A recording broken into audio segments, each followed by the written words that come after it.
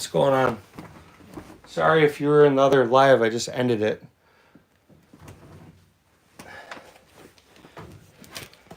Back again. Guess who's M&M's the shit. Not modern M&M. The old M&M. Sorry, I was showing the letter I got from the ATF, and D-Dog, I didn't mean to post my address in that paperwork. I thought I had it covered, and I didn't, so I ended it and then privated it. I'm gonna be smart though. I got my Sharpie out. We're gonna, yeah, we need to draw. Best song ever was the Mushroom Trip one. I can't think what that was called. That was one I liked. Or when they said, let's take Mama for a little ride to the lake or something like that.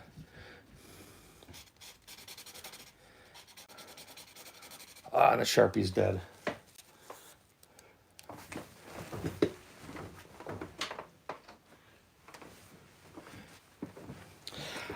I didn't see it either. I thought I had it covered up. But I don't really care. I mean, I guess though I don't really need my address and my full name for a bunch of gamer kids.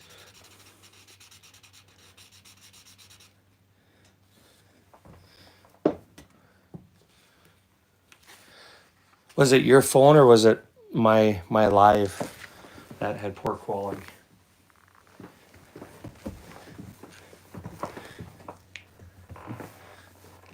If y'all were on the other live, I'm sorry for internet phone.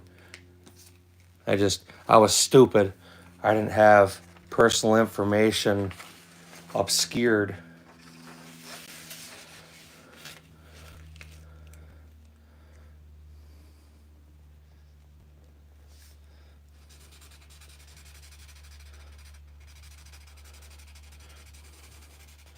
Maybe I should do a video later. I can be the first guy on YouTube to show this letter that they're actually contacting people. I know I was one of the first ones to have them come to my house and take my property.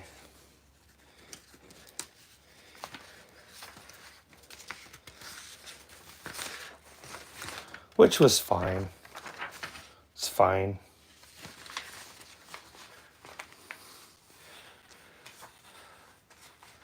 Are they durable if they're 3D printed?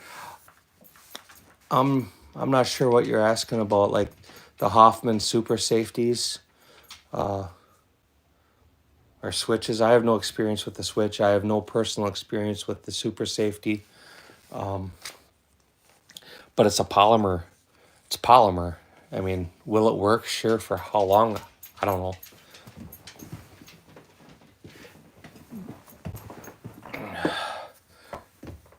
Well, Nathan, son, if you like firearms, welcome. Welcome to the gun world. You stay over there.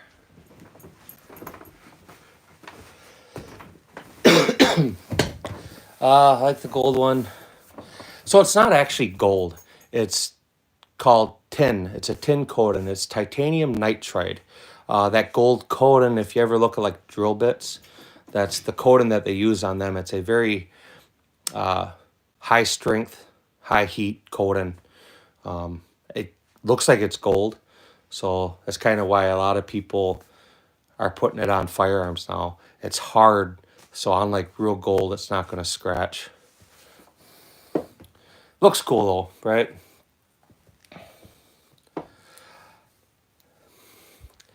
I have all of them. That's when you say, what guns do you have? All of them. And not really. There's a lot I don't, but I have a lot, man. I definitely have impulse control issues. I have impulse control. I work hard. And I lose interest fast. Do you prefer SXS? or OAU barrel. I'm not really familiar with any of them. I assume you're talking about AR-15s. Uh, I like the Cretan barrels or the Croatian barrels. They're made here in my home state. I have been to their facility. I've met the guys. Don't ask me for their names. I don't remember them, but they're cool people. Yeah, I saw that. That's why I didn't acknowledge the age. I'm assuming he just mistyped. But you're a moderator, man. If you want, feel free to moderate.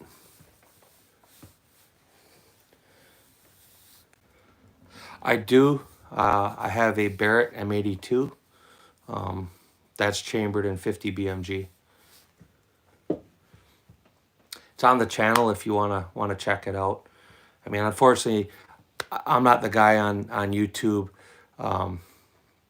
doing stupid crap at the range. I enjoy shooting. I enjoy my freedoms. Don't get me wrong. You know, we have fun.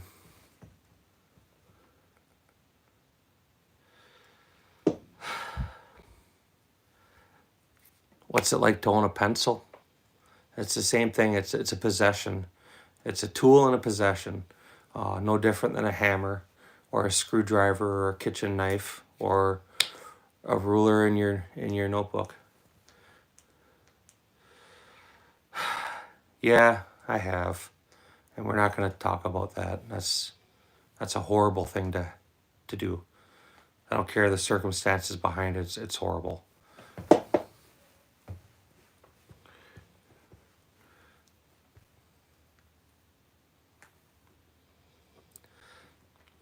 Hunting can be a lot of fun, and a lot of people really enjoy it.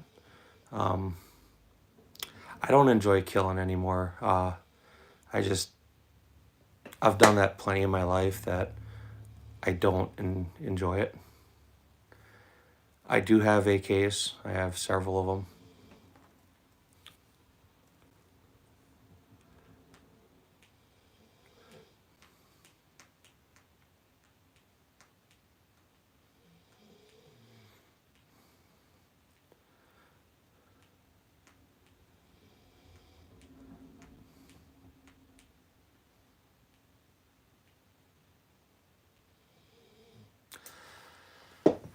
So the favorite thing for me with firearms is kind of like what somebody would say they like about bowling or maybe like shooting darts. It's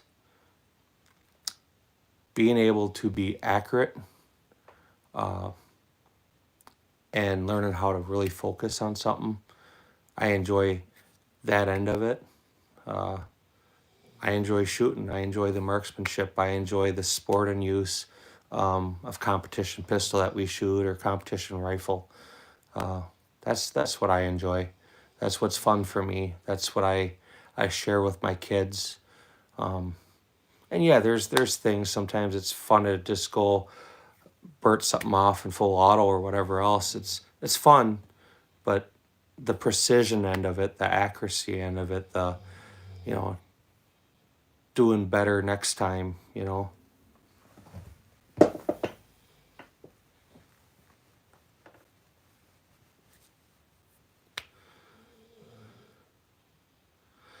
Well, I'm gonna say this because you're gonna end up getting booted. If that's seriously your age, it is documented on the channel that it's for 18 and above. So I'm assuming you're a really bad at typing.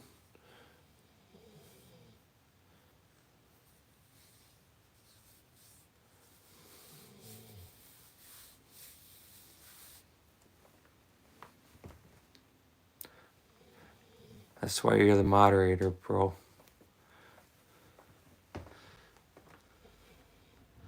Jimmy, I think you've been in the lives before, haven't you? I think there is a Beretta on here, Beretta 92 FS. That's the gun on the very bottom is a Beretta.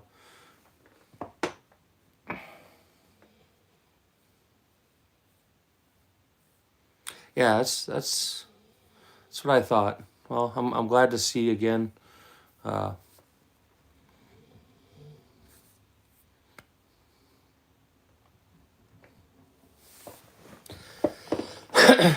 did you did you comment on one of the Thompson videos? I think that's maybe I had a Thompson short a while back.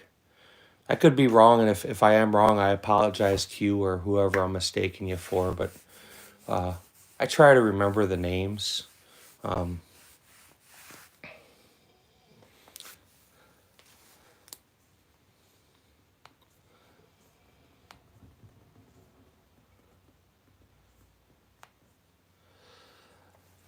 so I'm not super in love with Canucks, so I'm not going to offer you any advice that way.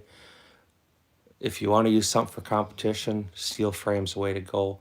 Anything else, probably polymer. Uh, my Desert Eagle, when I bought it, I have an old school Desert Eagle. I think I paid $8 or $8.50 for it, and I bought it used. I've had that gun now since early 2000, so over 20 years I've owned mine. Mine was actually made in Israel. I think all of them now are made in the States in Minnesota. I did see that and I just didn't answer.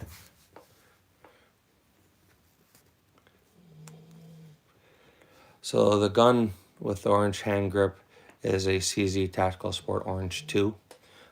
This one is actually chambered in 9mm. I have an identical one that's chambered in 40.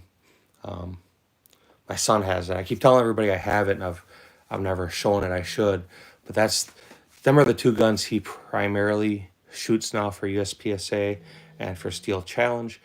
I mean, I bought them for me, but that's what he generally shoots when he comes along. So he took the 40. He has it at home to work on his dry fire. I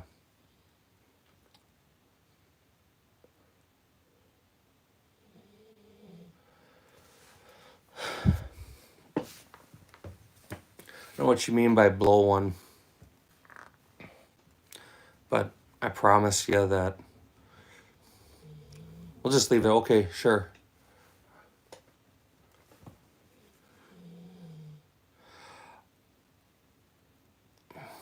Kinda. So my oldest, I bought him years ago. I bought him a M&P 15, and I have a Smith & Wesson 1522. That gun I like. Mausers are good guns. Great collection gun. I don't know if you're talking about the, uh, you know, World War era Mosins or Mausers. Sorry. Um, yeah, he's probably gay. I don't have any Walther PPKs.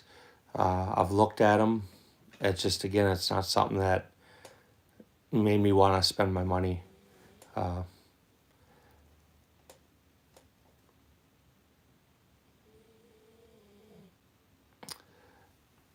D-Dog, I'm sure you see that. Get him! No, nothing's for sale. The P365s, you know, a lot of people, again, they seem to like them. For me, there's nothing about it that makes me want to buy it. I think if I had to pick a favorite gun on this table, and I've said it throughout my live, my favorite gun right now, and it has been for years, is the wood gun, my M1A. That's one of my top favorite rifles or top favorite firearms that I really enjoy shooting. It's got an incredible trigger. It's like 2.5 pounds. It's a 2-stage trigger. And it has national match sights. You can sit there all day long and shoot steel plates at 300 yards with iron sights effortlessly. It runs great. Only thing I will say bad about it, and again, this is a left-handed shooter, is for a left-handed shooter, M1As are gassy. I get gas in my face, but I get gas in my face with AK-47s. A lot of things. It's just a right-handed shooter doesn't experience that. A left-handed shooter, I get that gas to my non-dominant eye. your aim doesn't have to be that good. That gun is like, they shoot themselves. I mean, that sounds lame to say, but they really do shoot themselves. It's an effortless gun to shoot. M1 Grands are the same way too, man. They're they're they're right. They're incredible. You know, at 300 yards is, if you have the right gun, it's effortless. You know, if I sit there, I have a full size AR that I actually put together for my son. He wants to shoot CMP competition this summer. I struggle with that, but my M1A or my buddy's M1 Grand, it's effortless, man. It's super easy. You know, the gun shoots fairly flat out to that distance, so you're not, doing any kind of holdovers for elevation. I mean, you're a half inch, drop at 300, 2 inches maybe. Not enough with iron sights that you notice it. The wind, 30 caliber bullet, it's not getting blown around, so and it gets there fast. An EDC is a very personal gun. You have to pick what fits you in your hand. I carry a Glock 26. I have a grip extension on it, so I have a full grip on a subcompact firearm. But it's not a great gun to shoot. It's not a fun gun to shoot. So you got to carry what fits you and what's comfortable, so you're going to have it with you. I don't have any experience with the 48. So I sound like a gun snob because I have kind of my niche of firearms or my area, and it takes something special to make me break out of that. You know, a little teaser for you, D-Dog. Takes something special to break me out of my set base, kind of like that Kimber Y2K. I'm not saying that's on its way, but it is.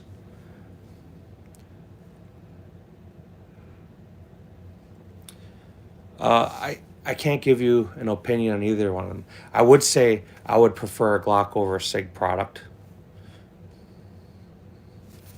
Harry, I'm glad you found your way back. If you guys were in the live, I ended it. Sorry, I had to end it. I had something to fix really quick. I can't show you a close-up of anything, but what you can do, if you would like to see it in more detail, I did do a video of today's guns before the live started. I think it's like 2 minutes, but I pick up each gun, I hold them in front of the camera, and I tell you what it is.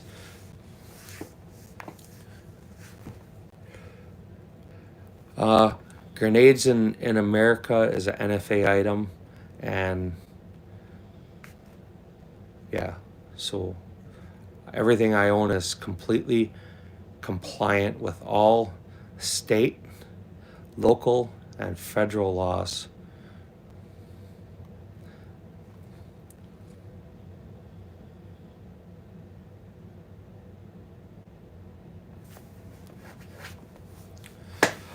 I don't have a Glil anymore. I did have one, and it was a FA gun. I sold that back a few years ago. But yeah, Glil was all right. It was cool. It had a fast cyclet rake. It was a classic, but it was finicky. It was very, very finicky on what it would feed with. The kind of money I had into that gun, it wasn't something I wanted to continue investing in, something I couldn't run without having issues ammo related. If a gun isn't going to run, it's not going to run. I'm not going to feed it a special diet. So thoughts on the DWX. I have just over 2,000 rounds through it. I like it. When you bear onto it, it is extremely flat shooting. Out of all the 9mm I own, it's the softest 9mm I have to shoot. Feel free. I like the DWX. I will say for what you get when you buy a DWX. They're $2,200. I think I paid 21 something plus tax, background fee. So it was right about $2,200. I think they're overpriced. Maybe not by Dan Wesson's, their way of pricing. It's a quality gun, but I think for what you're actually buying, it could be a little bit more affordable. I don't know what you mean by comfortable grips. Grips they're unique to the person, right? What's comfortable for me, the next person isn't going to like.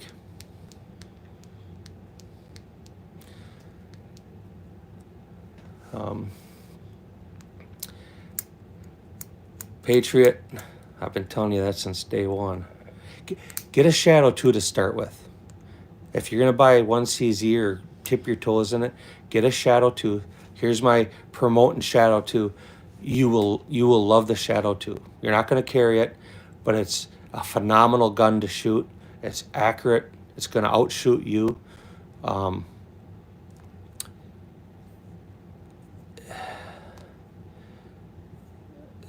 That's where I would start. I have a MP5 clone. It's a PTR 16-inch barrel.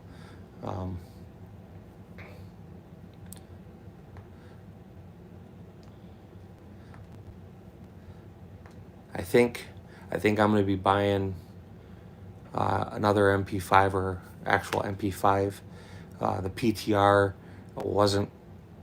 It's a great gun. It's phenomenal. It's accurate. It's all these things, but it really wasn't 100% what I was looking for. I kind of settled on it, and because I settled on it, basically I threw that money away because I'm still going to buy what I actually want, which is an MP5.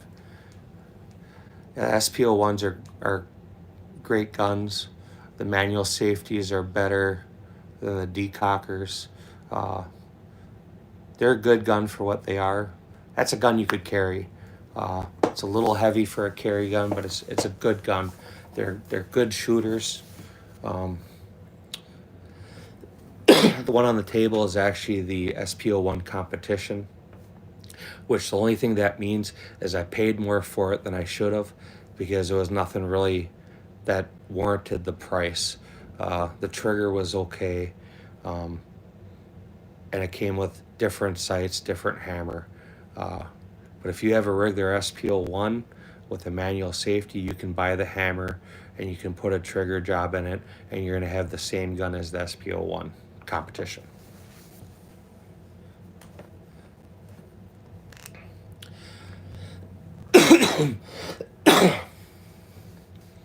I didn't know Ruger made a P90.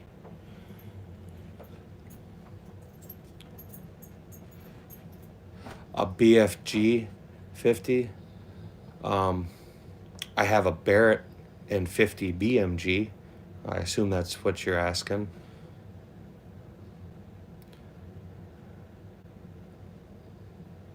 Yeah. So you know what? It's a good gun. The double action I think was like 7 pounds, and that's okay. My biggest complaint with the SPO1 competition is the reset. I don't mind the length of the trigger in double action. I don't mind the trigger pull weight in double action. I didn't mind the single action trigger pull. What I didn't like, and I still don't like it, is the reset. How far the reset is. It just, I don't like that. They dropped the ball on that. There's no 1911s on here, so I'm not sure.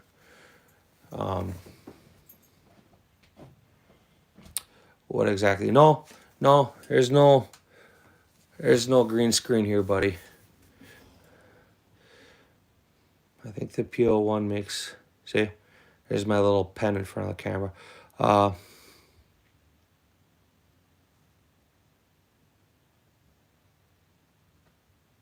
I agree.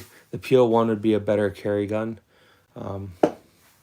My daughter wants one of the Shadow 2 compacts in the worst way, but it's too heavy for her, you know. She can rack it. She actually racks them pretty easy. We've been looking at it. But I think before I bought her the Shadow 2 compact, I would buy her the DWX compact. Yes, that is actually a real Sega 12. It's not one of them Chinese wannabe. It's a Sega 12, Russian made. It's the right one for the Tang Folios. So a lot of people really like them, and I see them quite a bit at matches. But what I will say is, and it's not as much as they used to. A lot of people got into the Tang Folios because they were a little bit cheaper. I know that pricing now on them a lot of times are higher, but the people I see that gravitate towards a Tang Folio was all based on budget concerns. If you put a CZ in front of them and a Tang Folio, they would have preferred the CZ. Budget dictated the other option. I appreciate it. And if you guys have been on here for a minute, hey, hit the like button, throw some likes up there, throw some hearts, and hit subscribe in the channel. That's the whole purpose of doing the lives, is to try and help my channel out. I'd also ask respectfully that you go on D-Dog Tactical's channel. Give him a good look. Great guy. Does great things. Patriot Arms. He's another really cool guy. Real down to earth, doing great things. Brian Myers, Gen XZ. He's doing really great things too. He's a solid guy. And then my other two plugs would be for Overzealous Gun Collector. He's a small channel. Dude's a real humble guy. But he's a cool guy to talk to. He's got some really nice firearms. Really good shit. And then of course we can't forget the most infamous, most persecuted channel on YouTube today, and that's Ammo Alchemist. If y'all want to do me a solid, of course hit mine and check their channels out. They're all great people. Down to earth, fun to talk to, got some cool guns. MCX spears are nice.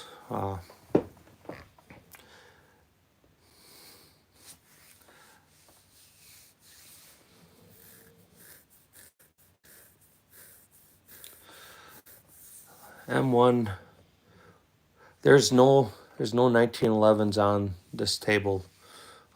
So if you see 1911s, don't know what to tell you. Not any 1911s up there. There's not even any 2011s up there. The oldest gun I own, which obviously isn't out here, it's an H&R Target model. It's got an octagon barrel, chambered in .22 long rifle, and it dates 1903.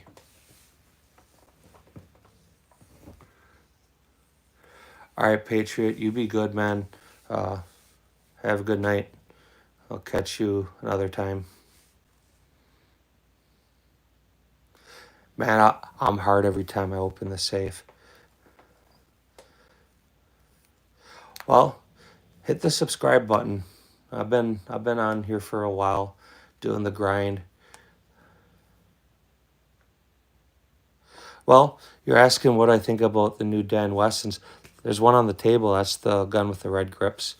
I like it. I like what CZ and Dan Wesson did. I think for Dan Wesson pricing, it's priced normal. I think for normal firearm pricing, I think it's a little overpriced. I was talking with my son last night about Dan Wesson, and what I think they should do with that is that should become a race gun. That gun with a couple popple holes, a compensator, they could have a real nice race gun, something to replace the Checkmate. The DWXs are nice. They're, I do like it, but I don't have enough rounds through it to say what I don't like yet. There's a few things that stick out. and we'll see how that goes as the round count starts adding up. I don't have an STG 44. I almost said STD. I don't have, you know, a storm conveyor. I wish I could. I mean, it'd be badass, right? No, it's not a ZEV. It's a Shadow Systems MRP MRP 920 or MR 920P Elite. It's a whole big mouthful. I can't say what it is. I do have the MP5 clone. That's a PTR.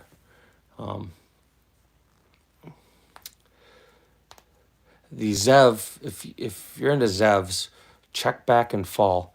I would suspect that a ZEV Hypercomp is incoming.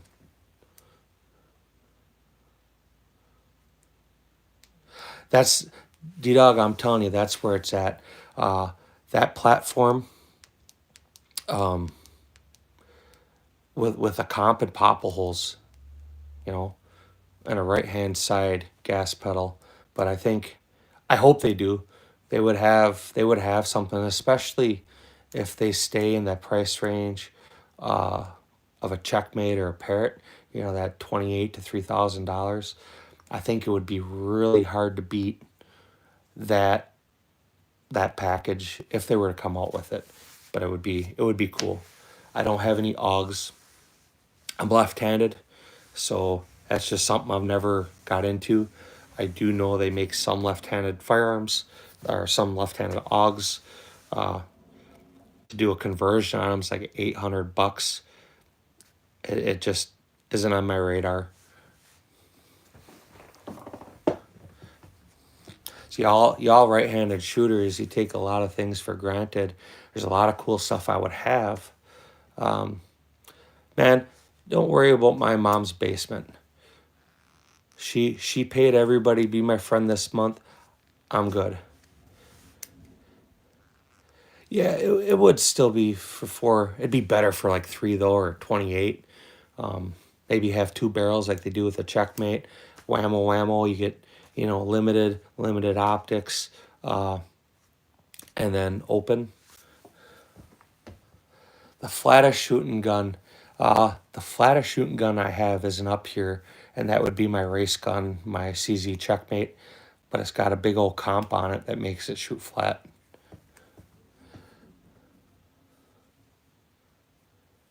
I'm not sure what you're asking. The smallest 9mm Beretta. I don't know what model would be the smallest Beretta makes. Yeah, exactly what I said, D-Dog. Checkmate's just cool. You know, it's funny because you get into stuff. I have a 416. I do have a 416. That was way back, same time frame, 2012, when they started importing them. They imported them for, I don't know, 4, 5, 6 months, and then they banned them from import. And now when they re-import them, it's no longer a 416. No, it's not an M18 tanker. It's a Scout Squad. It's got the 18-inch barrel. Go look at it, yeah, and come back. Let me know, because I think their smallest stuff is like a 380. I don't know about their 9mm. The Beretta on the bottom is a 92 FS. It's the Italian-made Beretta.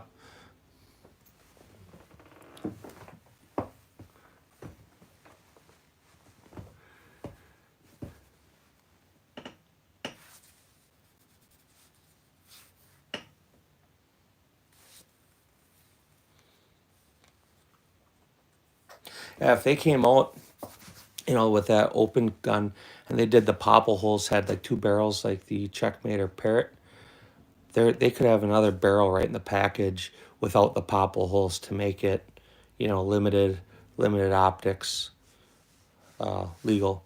No, it's an M1A Scout Squad.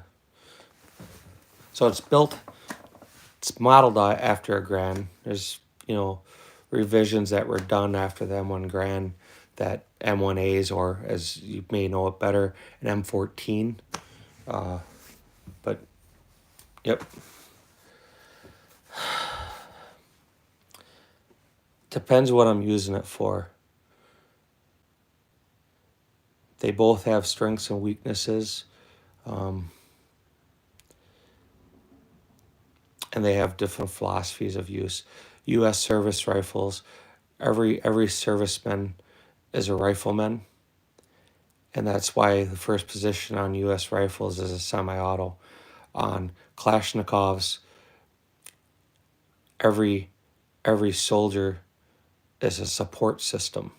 That's why their first click is full auto.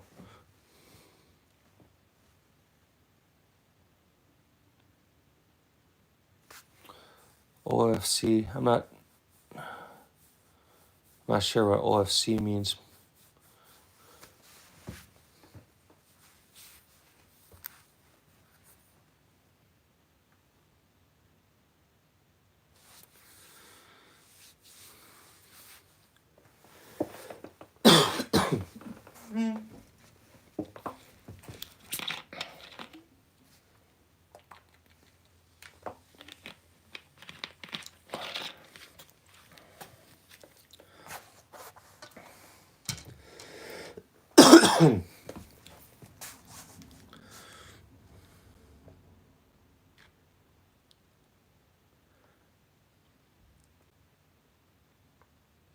You know, if CZ comes out with another open gun, if it wasn't built off of something with DWX, I'm not sure what platform they would even try to use.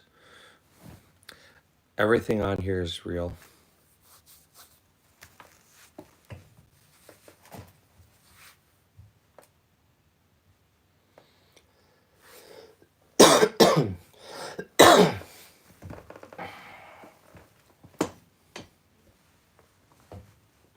Nope, don't own any guns. Strictly opposed to them.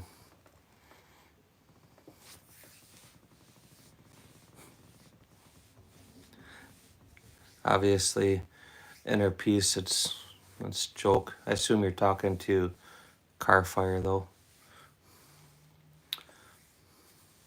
Yeah.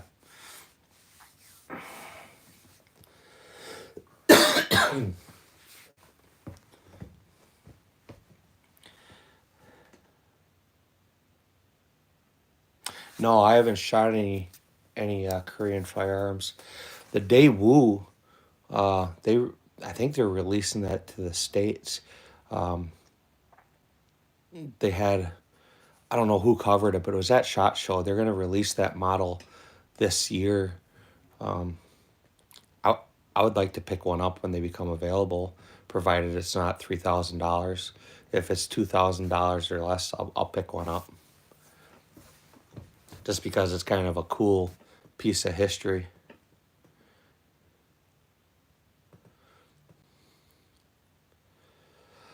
I'm a left-handed shooter, so for me, CZ75 on Berettas, they have the transfer bar, trigger bar, and it breaks my grip. So right-handed shooters don't have that issue. Man, I would love to have the E4. I'd love to have any of the pigs. That would be a cool piece. The E4 especially, I mean, it's a cool gun. Very controllable gun too.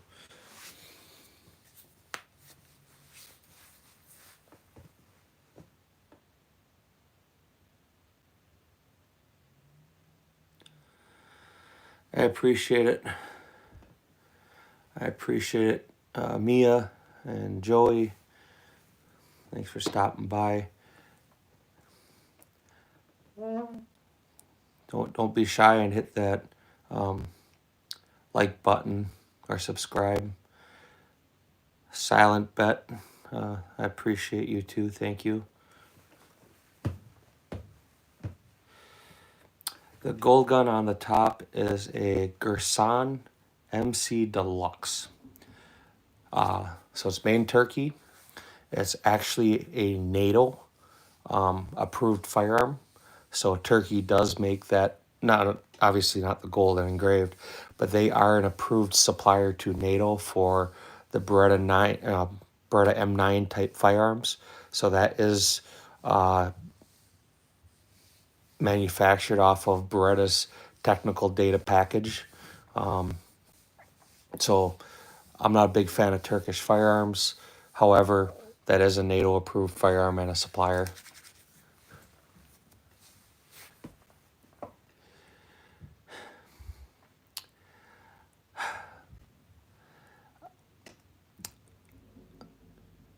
I believe in democracy in a democratic state. Communism really doesn't fit into my personal beliefs.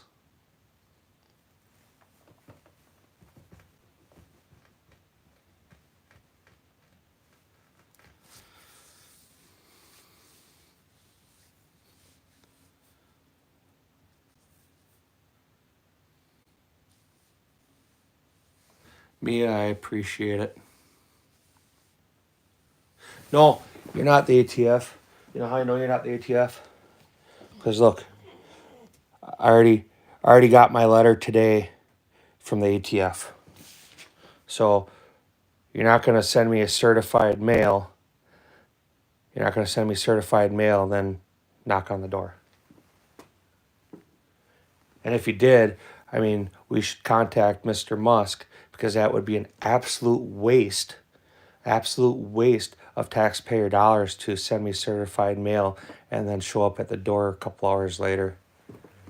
So them documents, I'm not going to read them. What they are is, and you probably all have heard it, or will start hearing it, but hear it first. This is the ATF sending their letter saying that they have to return my property that they seized from me in regards to FRT and WOT triggers. So when they had their big heart on about them triggers, I was one of the fortunate people that had the home visit, and they did confiscate my legal property, and they went away.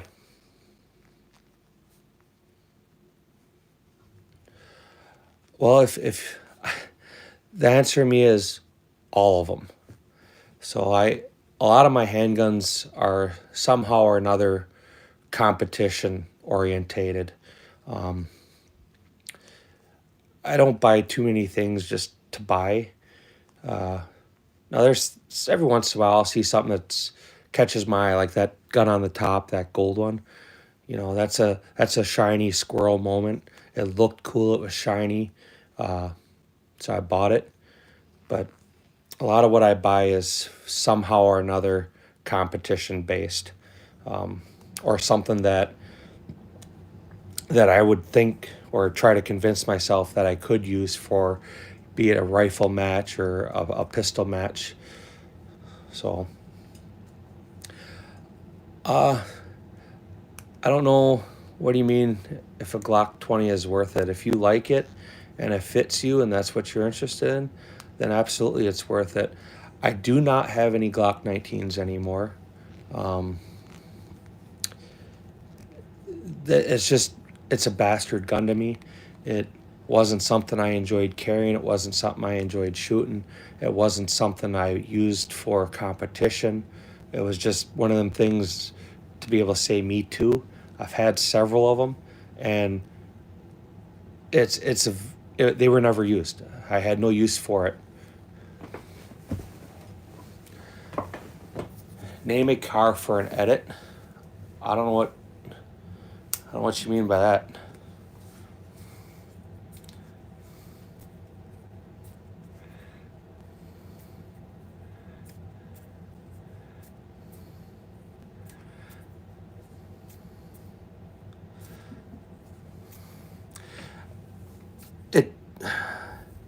It's tough, Mia, because am I saying your name right, Mia? I think that's how you say that. It depends on what I'm doing with it, right? If it's for competition use, obviously I like semi-automatic, high capacity. something usually with, I really like open, so something with a big old comp. I enjoy that style firearm. I enjoy competition-orientated firearms, mainly because they're fun to shoot. They're accurate, they're reliable, they're quality. You know, Crunch, hello. As far as other types of firearms, I mean, I enjoy everything. I enjoy my M1A. I enjoy my AR-15s. I enjoy, you know, shotguns. I like it all. So the firearm on the right hand, Michael, is a Sega 12. So it's a Kalashnikov-based shotgun. DK, I do not have a Glock 19. Subs, can I have Flynn Bikes? Hope I said that right. How are you doing? Here's your shout out. Not sure what you mean. Is that guns? Yes, them are all real firearms. I don't know. A little bit. I don't know if you mean just what's on the table or in general. You could buy a very nice car or a truck for what's on the table.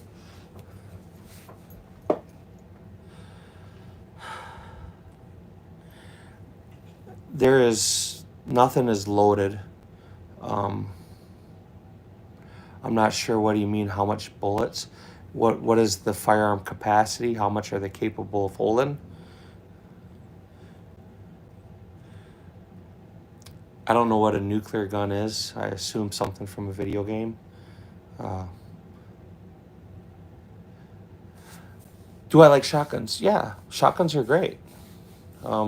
My favorite shotgun of all time is my Benelli M1. I absolutely love the gun. That's my favorite shotgun. The Sega 12 here, it's a good gun. A Sega 12 with a 20 round drum or even a 10 round magazine, that's a whole lot of hate really, really fast. Crunch, I'm doing great, man. How are you doing? I'm glad you showed up. I'm glad you're here. Yes, Isaiah, these are all real firearms.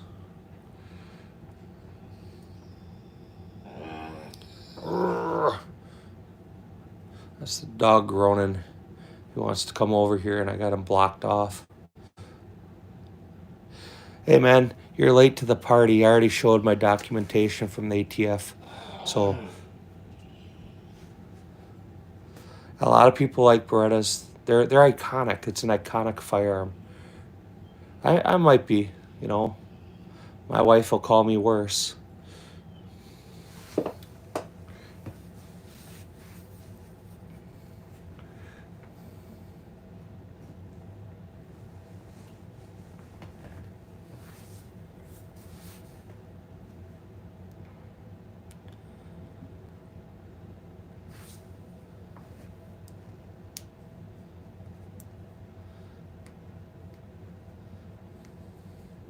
You gotta say more in one word. I don't know what you mean by shooting.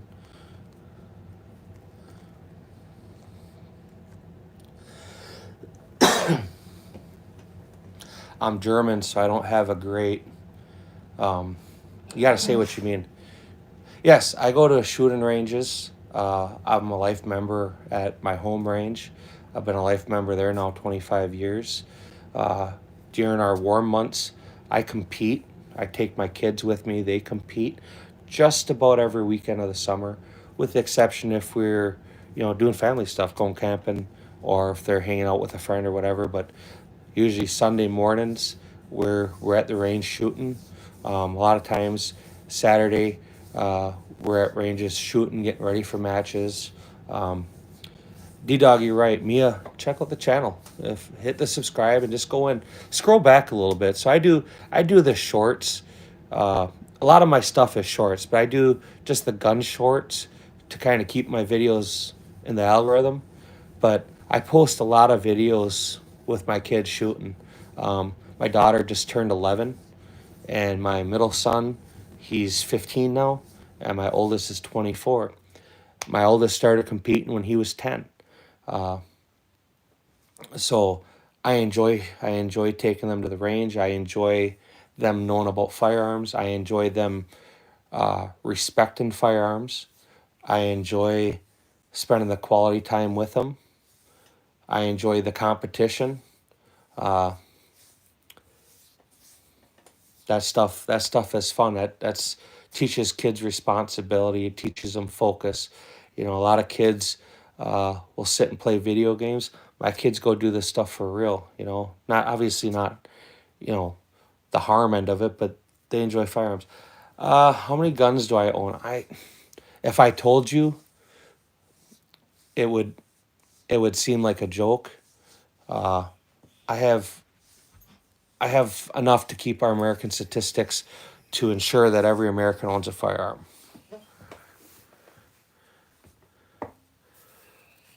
A lot of people like shields and some don't. Um, Brian, if he's still on here, uh, he's a big fan of M&P. My most expensive gun, NFA or non-NFA. So non-NFA, meaning not a machine gun or something like that, was just short of $12,000. It was 11,998 bucks by the time I was done with uh, shipping, insurance on the shipping, actual purchase in the firearm, paying a transfer fee, and that would be my Barrett M82. It was just short of 12 grand, all said and done, all in.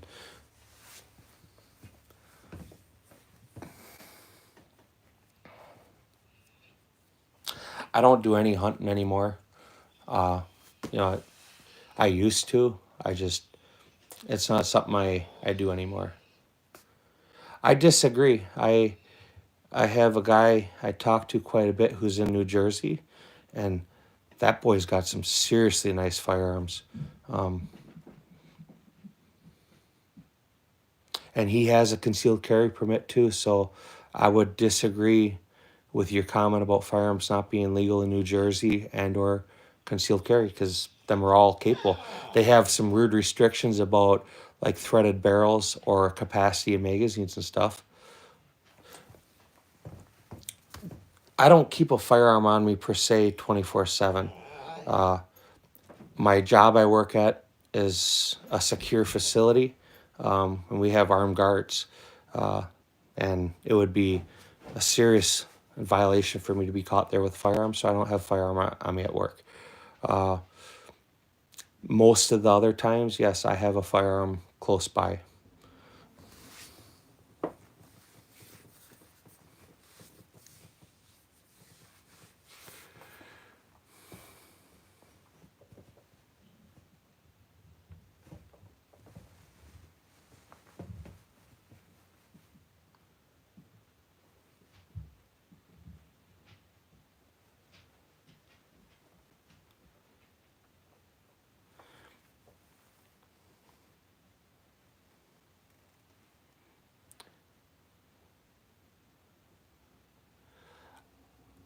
As far as what types or NFA items, yes, yes to both of them, I guess, is the answer to that. Um, my favorite gun, it really depends what I'm doing with it. I have things that I enjoy shooting. I have things I enjoy competing with. I have things that are, you know, so it depends. Heinrich, I agree. My grandparents immigrated.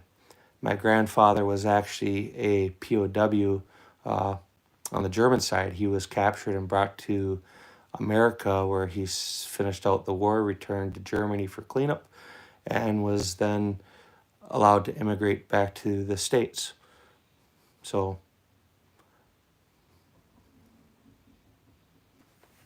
I'm not going to answer that.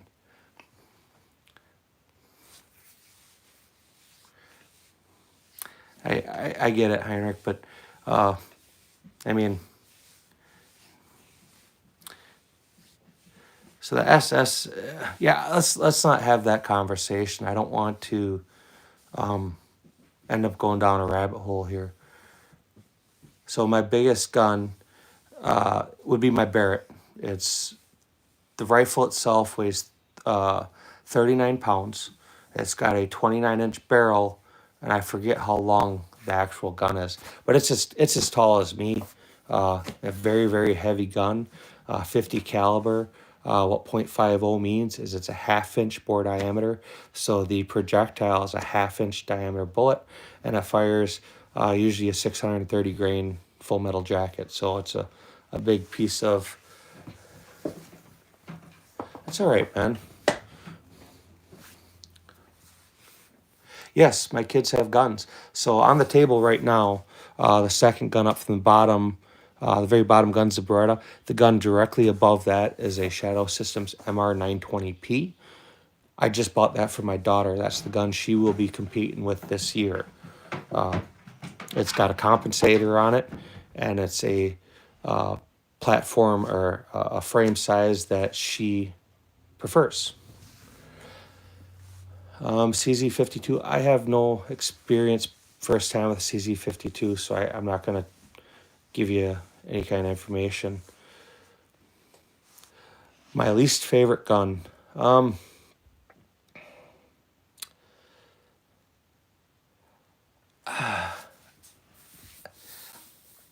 I guess again, I would need more of a guidance to like what least favorite handgun that I own, least favorite handgun that I have shot, least favorite rifle. You know what I mean? Guns that I've had, or maybe we do it like this: guns that I've owned and got rid of, like, and I'm not one for getting rid of guns, but ones I got rid of would be a Sent Me C. I had that for a few weeks and I got rid of it. It was not a great firearm.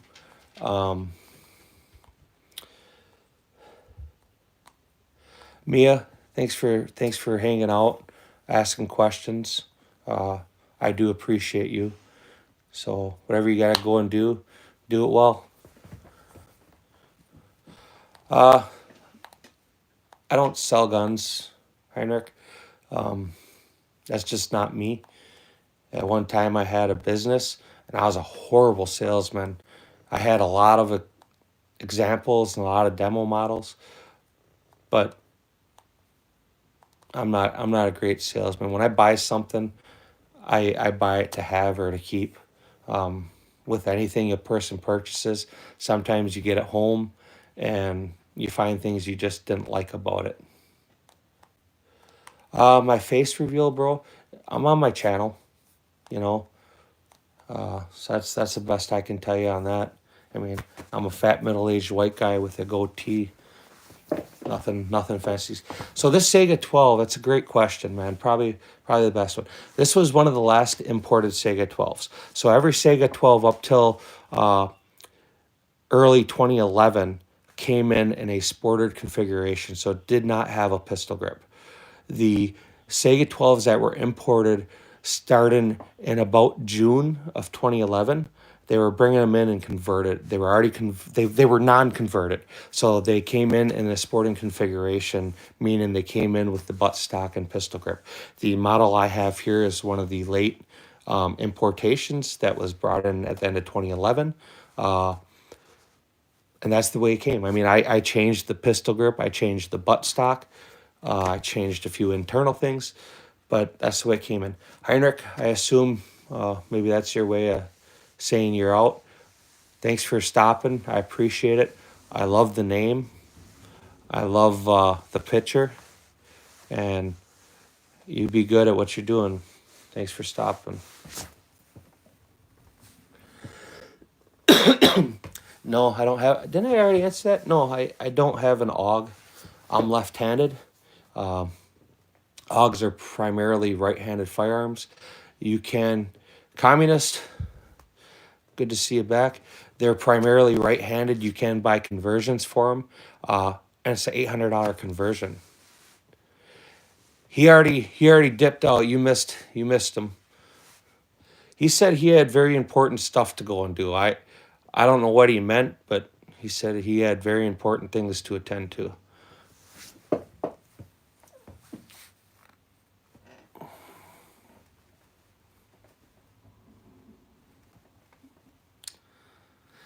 So when I buy guns,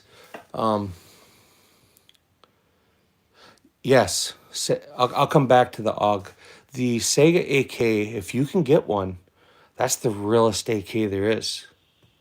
You know what I mean? That it's made in the Ishmish plants, Ishmish, if I'm saying that correctly, and it's the real deal. It doesn't get any more real than that. Now they come in a sporter configuration, but when you convert it back to the original platform, it's the only thing that might come close to it's like one of the Bulgarians. So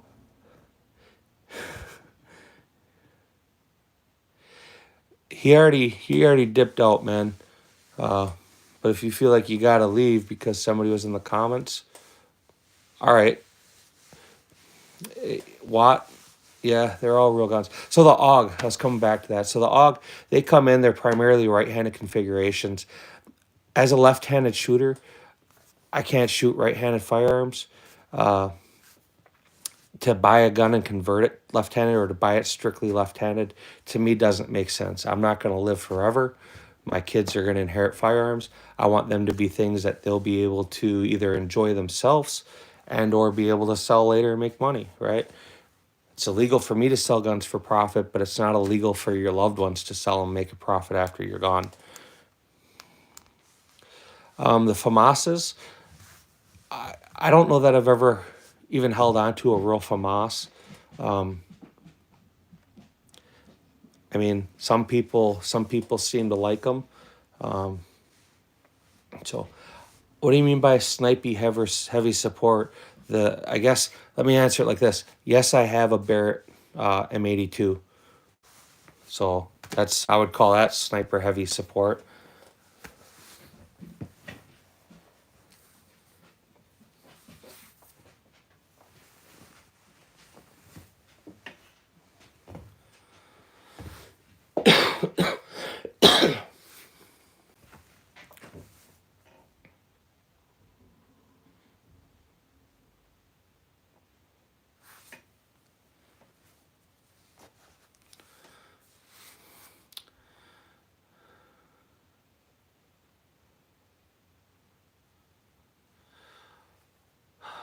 Yes, I do. I have a FAL, actually a L1A1, which is probably what they were using through capture. And it's a BSA, so British Small Arms, L1A1 with the L1A2 on optics. So absolutely, I have a firearm that the Irish military was using.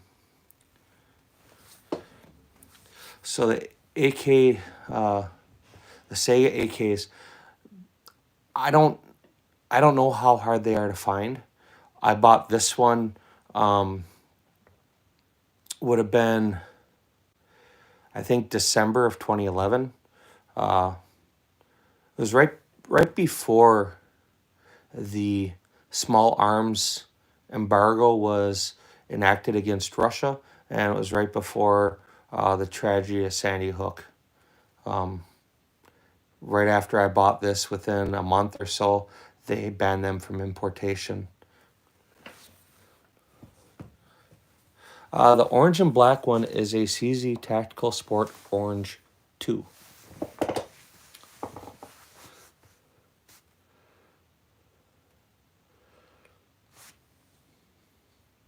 I think in England, though, you can still have shotguns, can't you? I'm pretty sure, or at least my understanding of English firearm laws is you can have shotguns for sporting use, be it trap, sporting clays, or field use.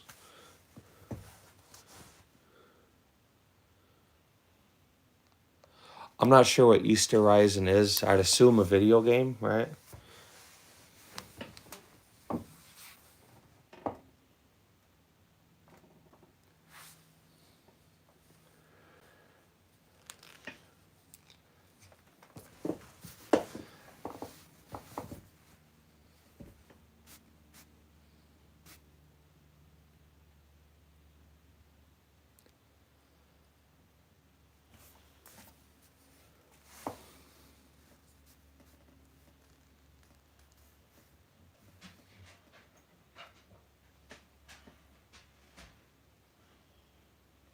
Yeah,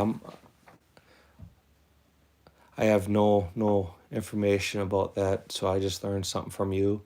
Um, I like history, but I guess um, maybe I have no knowledge of that history on that side of the world. My favorite 22 semi handgun, and this may seem a little lame, I have two that I really like. One is just a Walther P22. Um, I have one, I've had it for years. As a left handed shooter, it works for me. My other 22 that I have that I really love, and you may or may not have heard the name, but it's a Volkorstron Black Mamba. It's a 22 competition pistol. Um, and it's an $1,800 gun. So for a 22, it's the best 22 you're gonna buy, uh, with the exception of maybe like something for the Olympics or whatever. Um,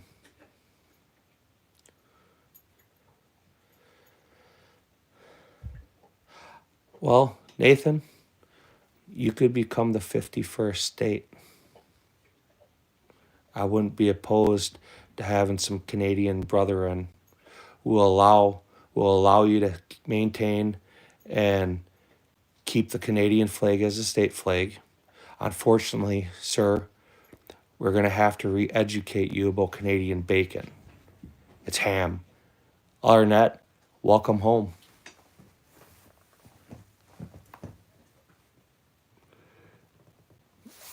Crunch, I appreciate it.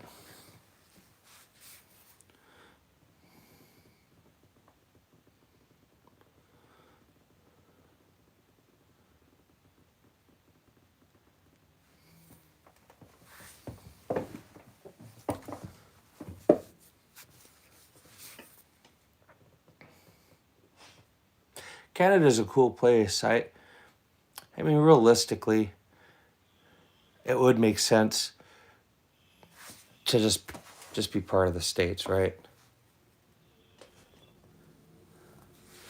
I mean, I understand we're asking a country to leave its heritage and its history and jump on over to the dark side. But I think a lot of Canadians are really getting the shit end of the deal from uh, through their politics, uh, and for no other reason. I think it would be a great thing to be able to get some of your freedoms back, your freedom of speech, your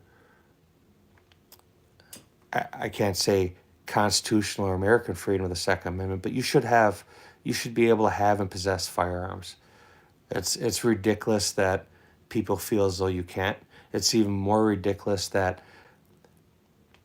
the public masses are punished because of a few psychopaths. If we enacted that kind of rational thinking, we wouldn't be driving motor vehicles, right? More people are killed through motor vehicles in America than firearms. Nobody wants to talk about that, but that's a statistic. That's fact. You know, what do you think kills more people on a daily basis? Drunk drivers or firearms? The actual statistic to that, which I should pull up, I don't recall the numbers offhand, but more people die typically from alcohol related crashes.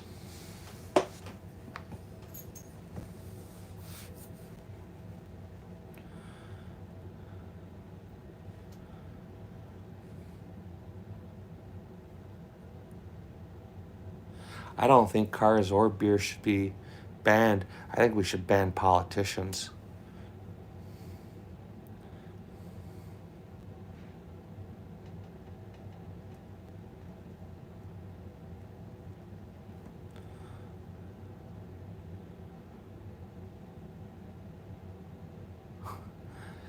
If you're almost there, just it works for me. Just reach up and choke yourself a little.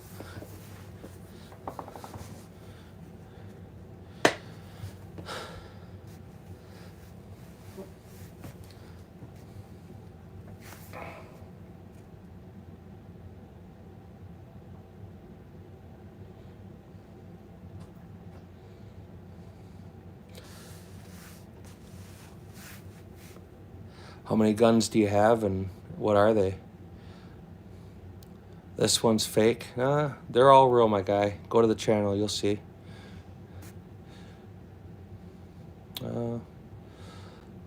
For home defense, my home defense gun is just a Taurus. I forget the model number. It's a little snub nose 357. It holds 7 rounds. Nothing fancy, nothing exotic. It's a revolver that I can keep loaded and has been loaded for years. It'll work and it'll put some big assholes and shit. That's my home defense gun. Just simple 7-shot revolver with 357 magnums. They're 158 grain plus P hydro shocks. So even my ammo is an old school collection.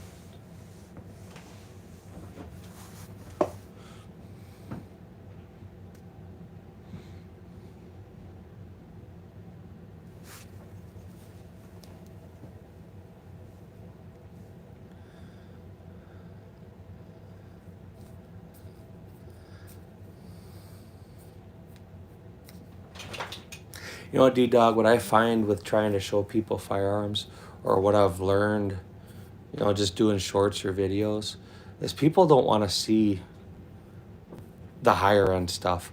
If I show a bunch of Glocks, people come out their skin, oh man, that's the greatest stuff ever. But I start showing nice firearms or expensive firearms, and it just seems to turn people off. You know, videos with the Barrett, I would think, I mean, me personally, I like watching videos like that. When I show the Barrett, I don't get any views. You know, I think people have a hard time relating.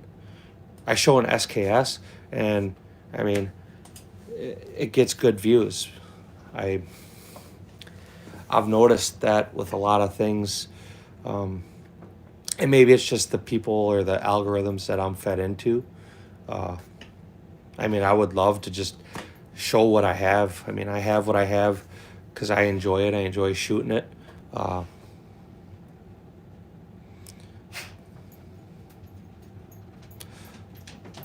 270, 243, 12 gauge. What kind of pellet gun you got? Curious about that when you say high powered. I have a Gamma Whisper Fusion in 22, and then I have a Sheridan 6mm. Dude, I know. If I popped a micro Drake, I don't know. Maybe I don't want to do that to society. We can't have that many people having an orgasm at once.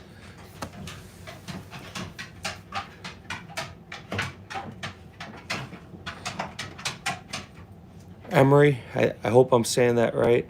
I appreciate it, man. You know, if you ever want to see something more, let me know. I got no problem sharing stuff. This time of year, I mean, we're not doing much shooting. It's cold and full of snow. Once shooting season opens up, we shoot almost every weekend.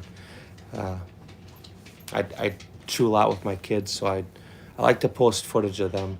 I like to post footage of my kids to break the stereotypical mold that people have a negative belief or image of firearms. I like to show my kids shooting, out being safe, having fun, using firearms in a great way. Wisconsin.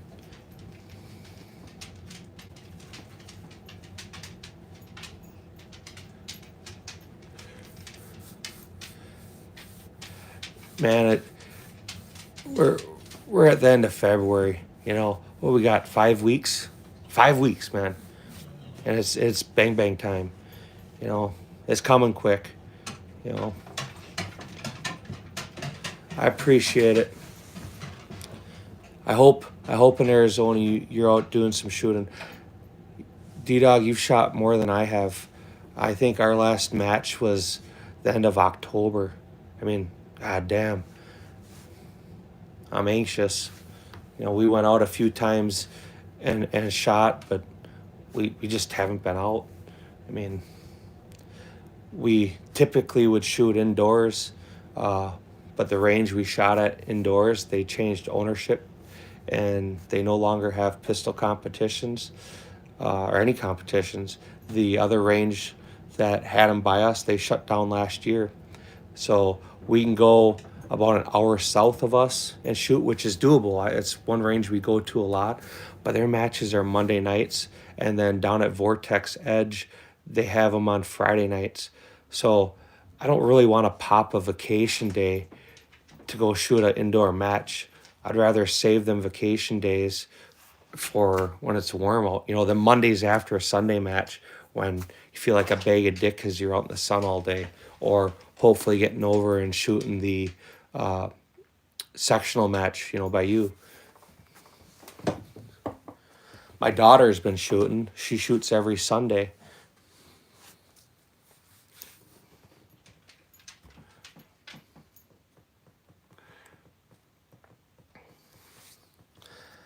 I wish we had more ability to shoot indoors right now, or not shoot indoors. That's not the right way of saying it. I wish we had more matches that we could shoot close by.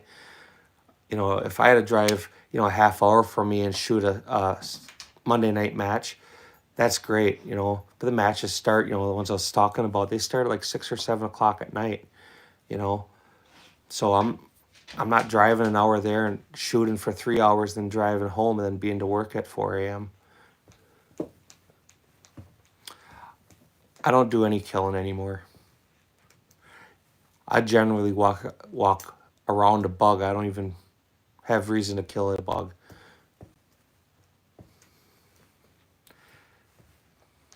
Yeah, so that makes it tough, man. How are you gonna go shoot at 6 o'clock, you know? Pack up, be gone on the road. Me personally, I'd be on the road by 4 because I want to be there early.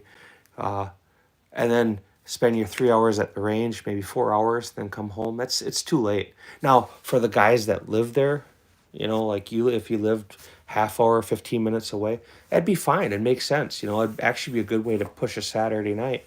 You know, it'd be something to look forward to, but it's not doable for me. But my daughter, she's been doing the junior marksmanship at our home range. They have an indoor range, and she shoots on Thursday nights and she shoots on Sundays. My expectation was to be taking her on Sundays and then shooting at the open shoot afterwards, and it hasn't happened only because my wife takes my daughter and she takes like 4 of her friends. Now this is the way my old lady is. She takes all these kids and they go shoot. It's a NRA scored event, but she'll go shoot. There's a bunch of kids, man, 10, 11 years old, my daughter's friends and relatives of them. She takes a full carload up on Thursday nights every week to go shoot. You know, these are these kids, man. They're learning how to shoot and they're competing. And then because she does that for them, the other mom will pick them all up and take them out there on Sunday, which is great. It's convenient for everybody, but I'm not bringing a car whole, you know, full of people home. And or if I took my daughter to shoot on Sunday, I can't really make all these other kids hang out because I want to stay for the open shoot. So I just kind of been letting them go. George, if you were in my other live stream, I'm sorry I had a dip real quick. It was abrupt, and it was abrupt. So I apologize if you were in there and I lost you. Purchasing in the United States is simple. You have to be not a felon. You can't have ever had any mental health commitment. You can't be have open indictments for any crimes. You can't have any stalking. You can't be a drug user, and you can't be a woman beater. As long as you're good on all of that and you're an American citizen, you can buy a firearm in the United States. 18 years or older.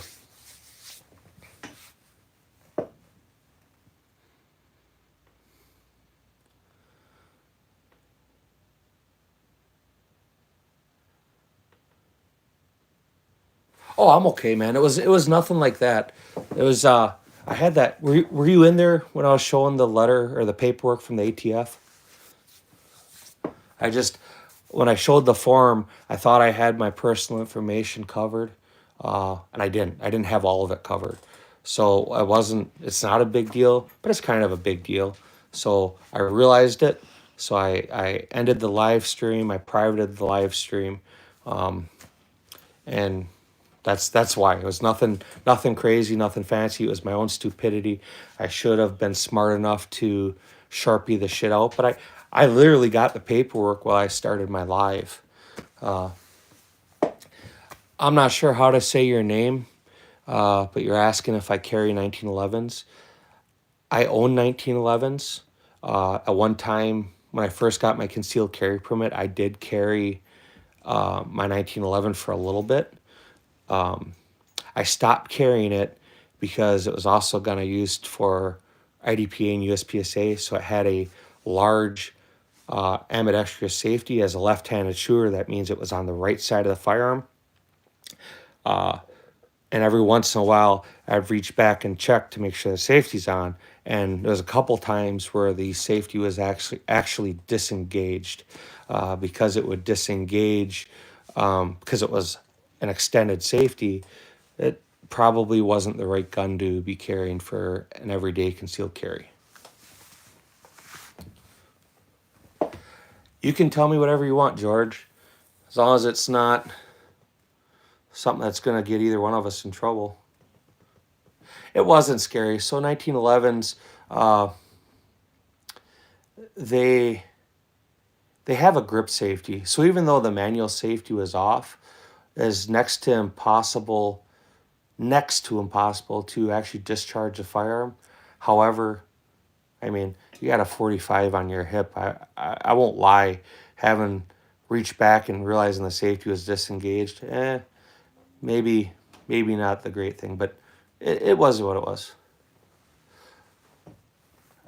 Yeah, you were talking about the 300.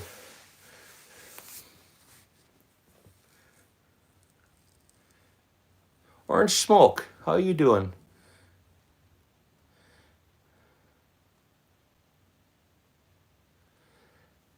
What was the temperature in Florida?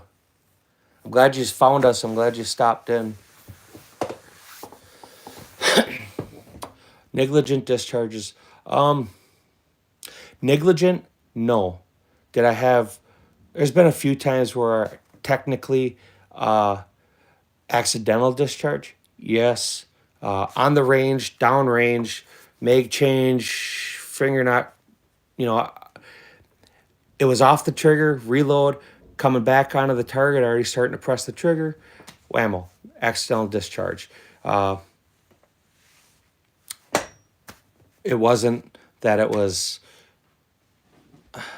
how can I put, unintentional, but I wasn't aimed at the target. I was just starting to prep the trigger. Yes, that falls in the category of it was an accidental discharge.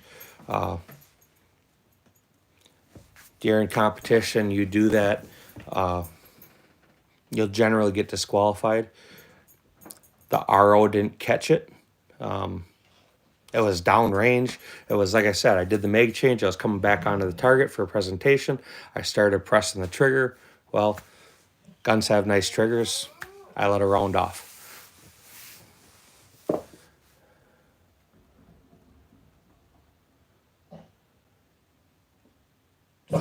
Yeah, I did see it. It does get a little hard to read everybody's comments. I'm really trying. Orange Smoke, I did catch that it was in the 80s. A Shadow 2 is a great firearm. It's a great place to tip your toes and get started. Most people are gonna absolutely love their Shadow 2 and be completely happy with it forever. It's a great way to start getting into competition shooting. See, CD Dog, I can say nice things. I don't hunt anymore. That's just a choice that I make. Any of them firearms are loud. So the 300 Blackout's claim to fame is running a big fat bullet and then being able to run them subsonic. Usually the heavier the bullet, the easier it is to get subsonic. So in a firearm, you have essentially a couple things that happen. One, you have the cartridge that ignites. That's a bang. You have when the cartridge exits the barrel. That's another bang. And then you have the cartridge going supersonic, and that's another bang. in a quick succession. They all sound like it's the same, but it's not. In a 300 Blackout that's running subsonic, you no longer have a subsonic pop. And with a silencer, suppressor, some form of muffling device, you get rid of that initial bang from the firearm. So as loud as they can be BB gun quiet too.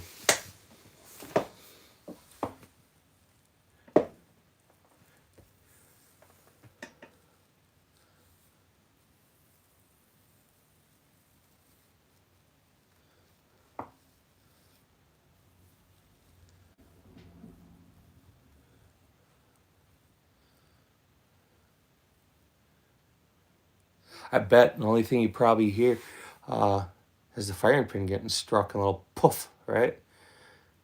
I'd imagine though, I mean, you'll know more than me. It doesn't cycle though, right? You got to manually cycle it.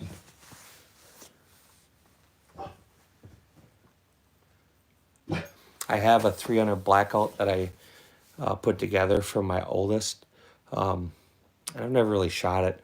We shot a little bit when he first got it. It was a Christmas present to him. It's just something I haven't come back to. I need to. I want to. I just only so much time to play with everything I want to play with.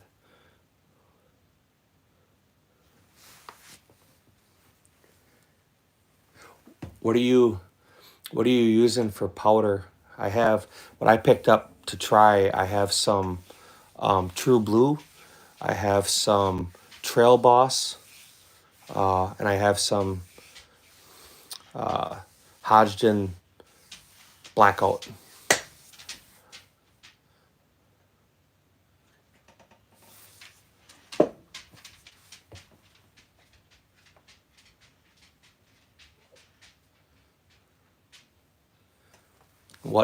What weight bullets? I'd imagine probably at least 180, 200 grainers, maybe 225.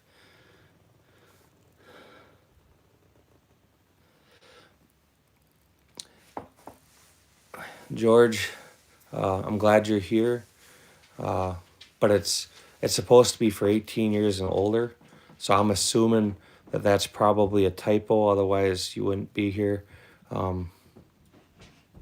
So we'll say that. All right, man.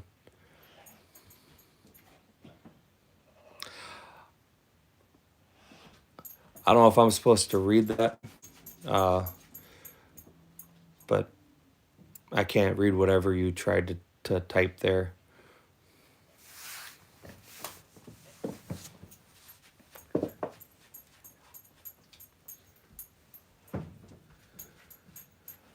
H110, yeah, CFE Blackout.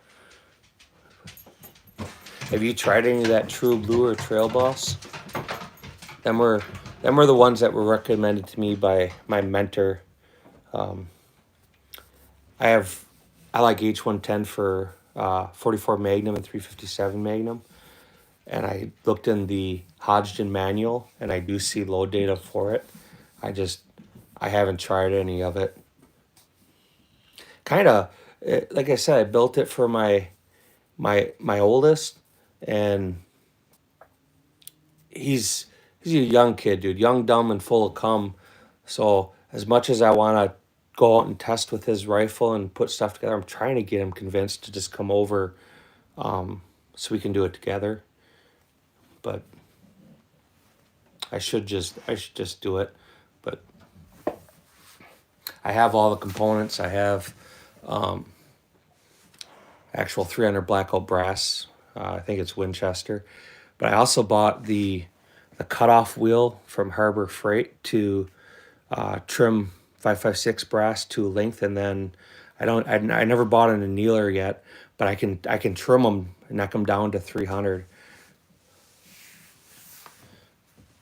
So I mean, to me, it's like a little DIY project. It just looks like, I don't know, probably a waste of time, waste of money, waste of effort, but it's something to do. That's kind of why I've been trying to get him. I have little gun. I have not tried it in anything. I think I got like 3 pounds of it.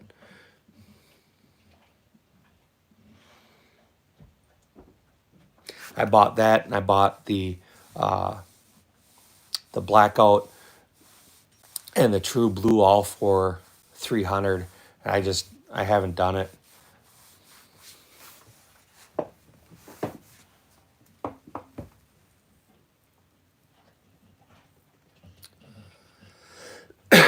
.243 is not unheard of for a young kid to shoot. 12 years old. I mean, it sounds young and they look young, but I mean, my daughter, she's 11 now, and yeah, I could see her whacking a bull moose, or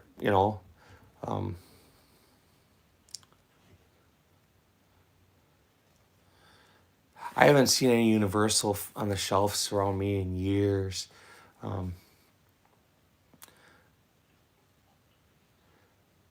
You, when you talk straight well, do you do like the 300, 350 Legend, or what's the other one? 450 Bushmaster, the SOCOM, the 500 SOCOM?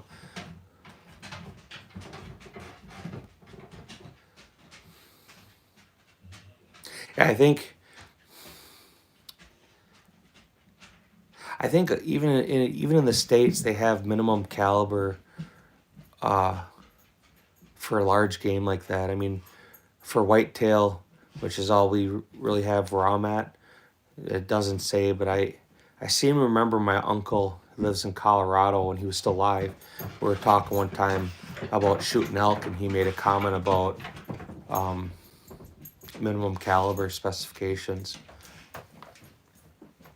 See, he was able to pull a permit every year for elk, and I was talking to him like, well, man, I'd like to. He goes, out of state, good luck. He goes, but you seriously want to come out? I'll take you out on my take. And it just didn't happen. Then he passed away.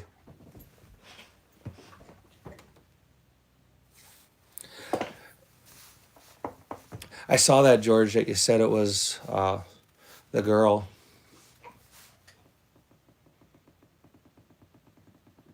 Yeah.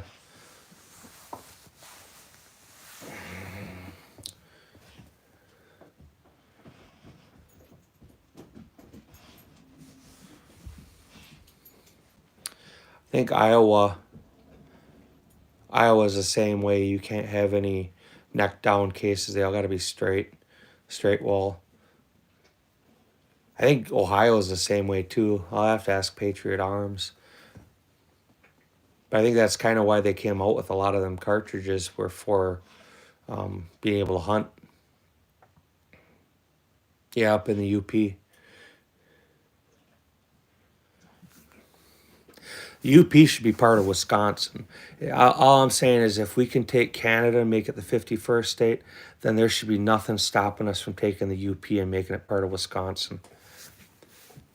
I do have a Desert Eagle. I have an old one. Mine was still made in Israel.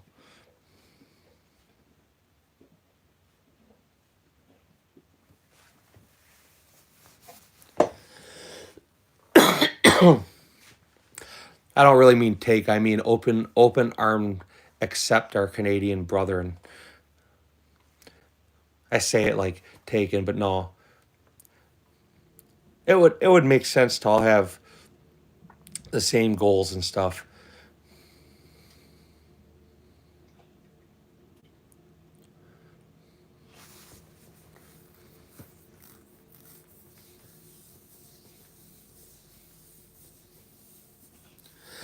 I'll tell you what, we'll take part of Minnesota too.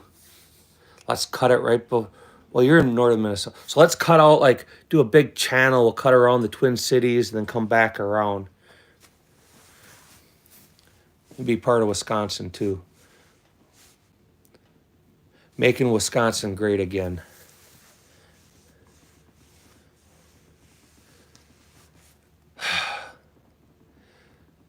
I like the way you think.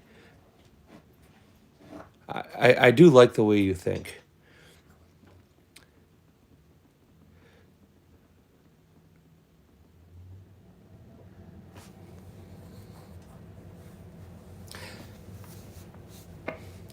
When my son turned 16, my oldest, I got him his motorcycle license and stuff, and we took a road trip.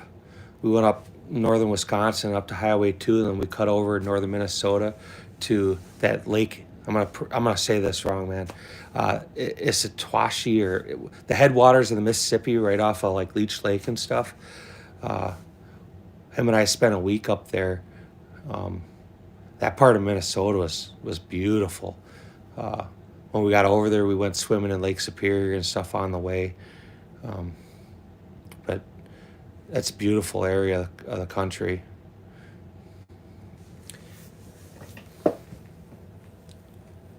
Trump isn't. He is trolling. He's saying things that are inciting a reaction, and it's being used. It's a way to get into negotiations. If you have somebody and you want to talk to them and they refuse to talk with you, right? They won't meet with you, they won't talk with you, they won't have discussions, and you start insulting the guy and you piss him off. They want to have a conversation with you just to set the air straight, right? I mean, bro, why are you talking shit? I ain't talking shit. Now you can have an honest dialogue between people.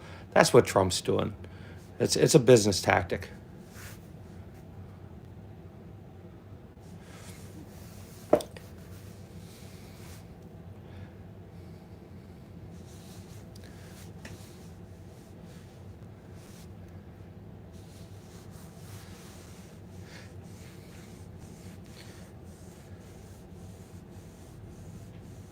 No, the U.S. aid stuff is bogus.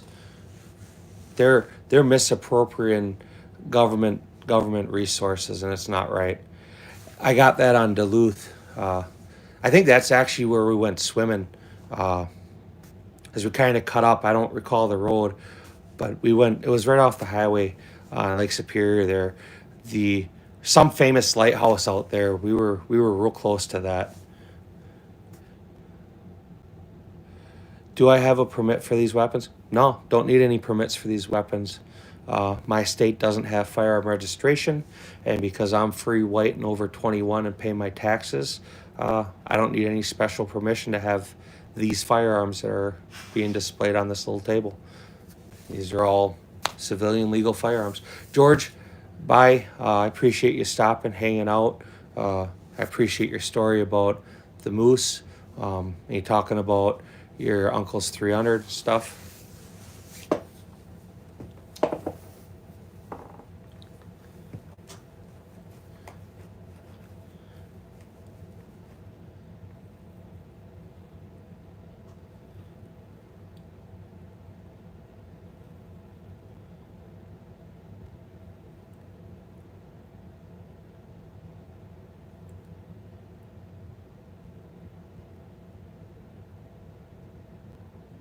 Hey, you said your cousin, right? The girl.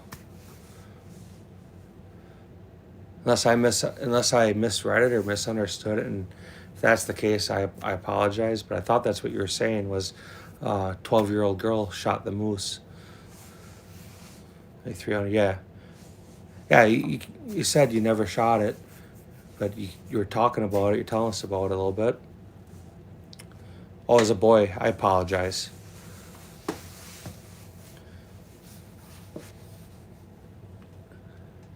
Orange Smoke, what does he charge? I imagine he probably does 4 hour charters, or does he do all day? Curiosity, what's the price range? I mean, that could actually be a lot of fun to go and do.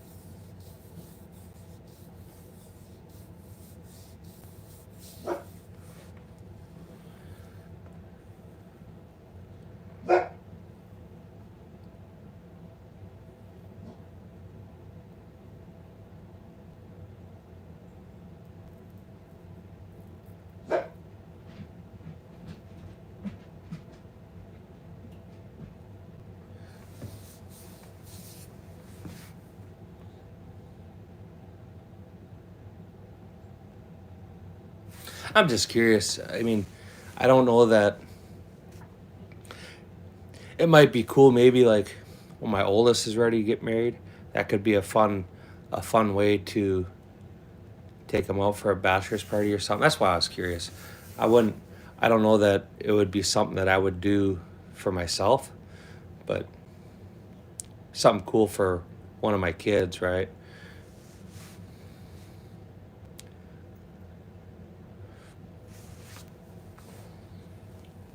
And I talk of marriage and stuff. And my oldest man, I give him credit because he has no interest in being tied down. He's got a girlfriend. He's been going with her for a while, but no serious interest in any kind of commitment. Wisconsin.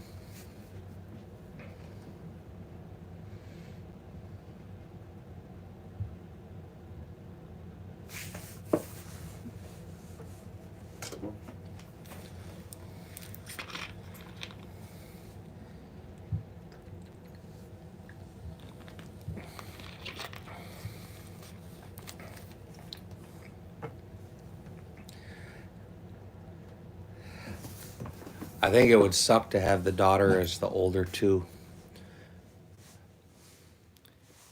I'm kind of blessed that my daughter is the youngest, and I think, and you can stop me if I'm wrong or it's different for you. I'm soft with my daughter. I have a hard time getting mad or raising my voice. Uh, so I'm glad she's the youngest because I'm the softest with her. My boys, I'm pretty strict with them. I'm pretty black and white. There's no gray ground. Uh, you know. Plus, I come home and my oldest is, here getting laid. I'm gonna be like, that a boy, good job. You come home and yeah, I don't know. I dread that stuff. I'm glad that she's the youngest because, man, first time she comes home crying because of a boyfriend or something, I'm killing somebody. But yeah, you gotta be, man. I can't help it. I look at my daughter. She's always wearing these bright colors, or hair tied up, or her nails are getting done. I mean, that makes me melt. That's a good thing, right? Fathers should have a soft spot for their daughter. They should they should treat their daughter like uh, they want a man to treat them, right? If you're mean to them and harsh with them, then they're gonna accept that as being normal. Um, I can't. My sons, man, be a fucking man. Grow up, man up, nut up. You know, nobody wants to see you crying and whatever. Now, my wife, she's the opposite. She's super soft with the boys and hard on my daughter, which is good, right? D Dog, I'd imagine your wife's probably the same way. Uh, and I say these things, and I think she looks at it like I just said. I look at it. You know, why do you feel sad for me?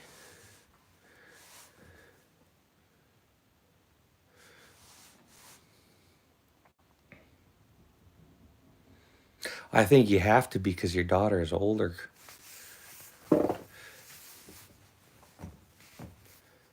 I so I guess like strict.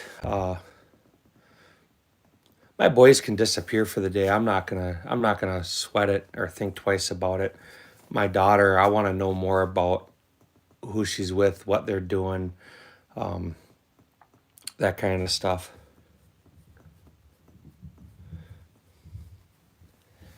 So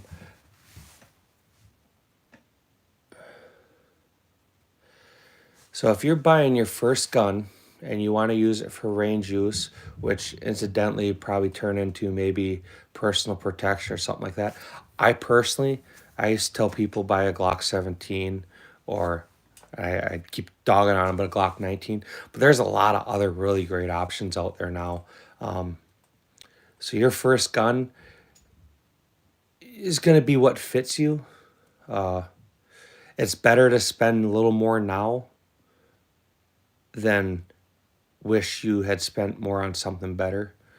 Um, go try things, feel them out, and see what fits you. You know.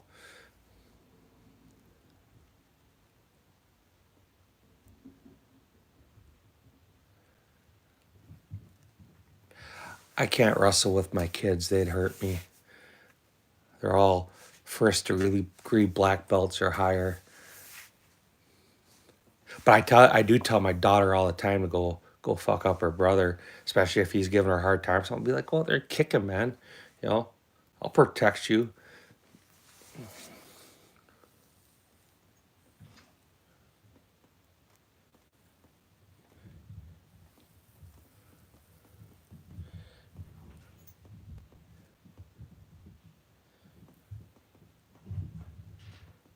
Yeah, them are all really great options. I forget about the P10s for first time gun buyers, but absolutely bang for your buck. It's a great choice. It's something that you're never gonna look back at and be like, man, I shouldn't have bought that. You know, when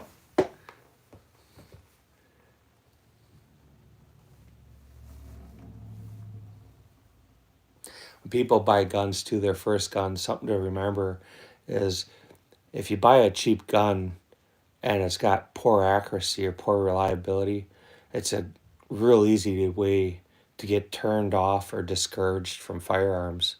You know, you want to buy something that is of known accuracy and of known quality, and that'll make sure you have a good time when you do go shooting.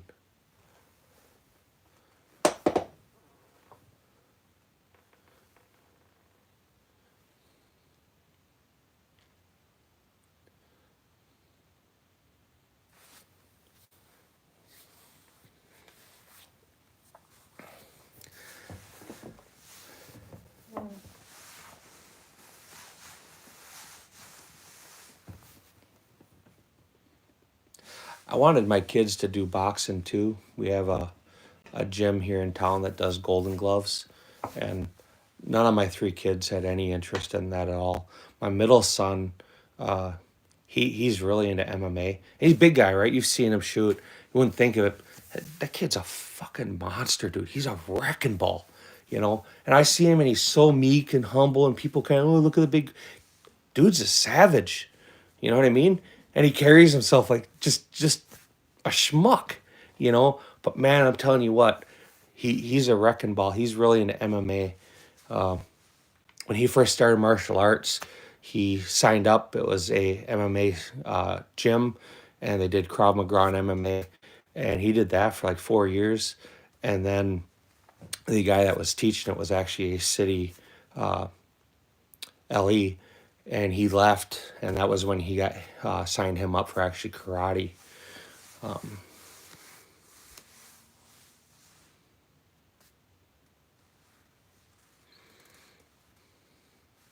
Yeah, kids, man, they'll get the best. Women don't like to see you rough house with your kids and shit. You know,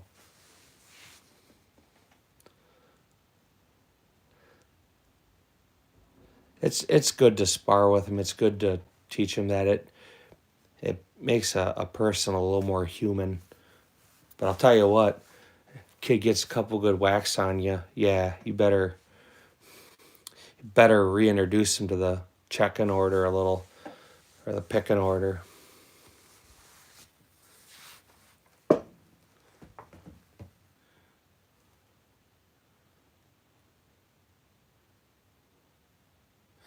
I agree, and that's why I got my daughter in the martial arts. Um, and even at that, she's a girl, man. Uh,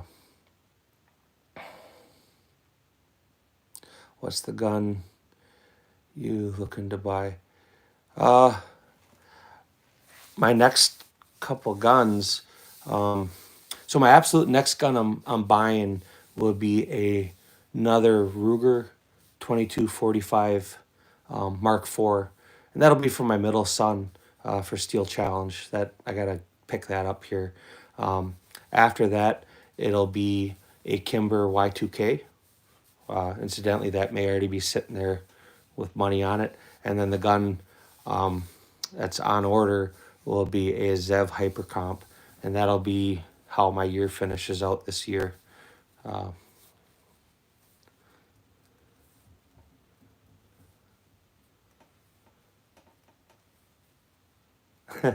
I bet. I bet. Uh,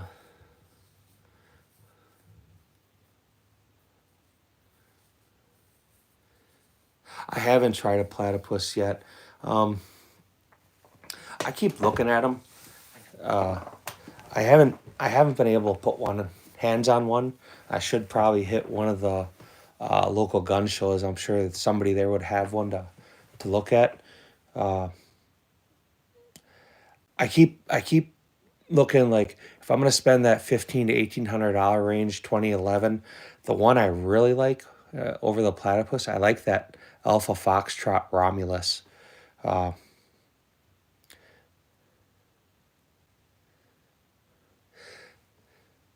Big Boy Diesel.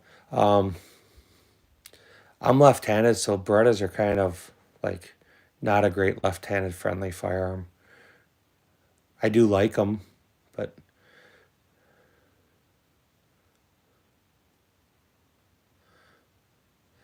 I like the platypuses that you can customize them.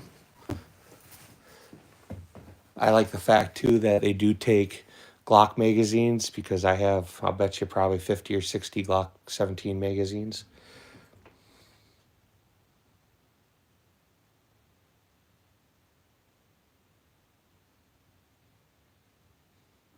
Yeah, again, D-Dog, I don't know. I haven't had one. But like I said, between all of them out there, I do like that Alpha Foxtrot, or that Romulus by Alpha Foxtrot. But what I like even more is that Y2K. That thing's kind of, I don't know, man. It makes me feel funny down below. I don't go hunt anymore, Haley. That's just something I don't do. I mean, it's kind of sacrilege that they take Glock mags, but to some end of it too, it. I mean, look at how much MBX mags are. They're expensive. You know, I was looking at mags again today for the DWX, and I can buy a CZ one. What was it, like 40 some dollars, or I can buy an MBX and it's 150 or 130 or something. Yeah, that's the one it is too. It's the copper one, the 4 1/4. Uh, I didn't mean to. I wasn't trying to buy it, but they handed it to me and I looked at it and yeah, it's sexy. Oh, it's so damn sexy, man. I I don't $2,300 with a that's the SRO on it, so it's not bad. They're giving me more than a deal. It's the same guy who I've done videos for him on a few different ammo, and I don't know. I go up there. They give me ammo and stuff that they get in to test, and I'll go do some testing and stuff, and so they're giving me a good deal. You know, it's a lot of money, but it's not really. I mean, the DWX that's on the table here, I paid $2,200 for.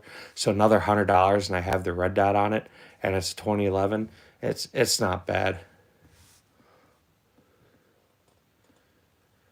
So I saw a little bit about that.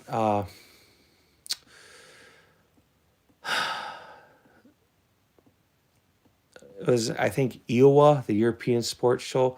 They were talking about the Shadow 2 target, and then Patriot Arms. He went to the Great American Sports Show or whatever in Pennsylvania, and he was looking at the Shadow 2 target.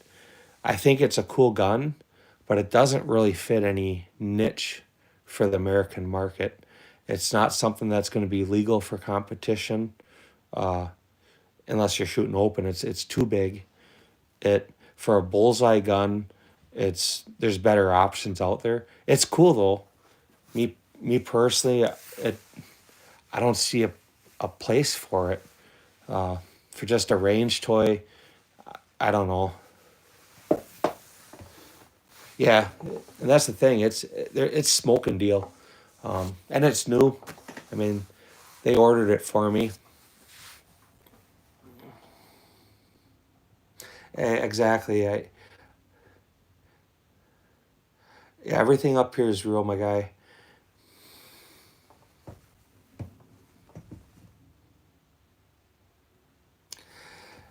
I'm not giving you any negativity orange, but get a checkmate.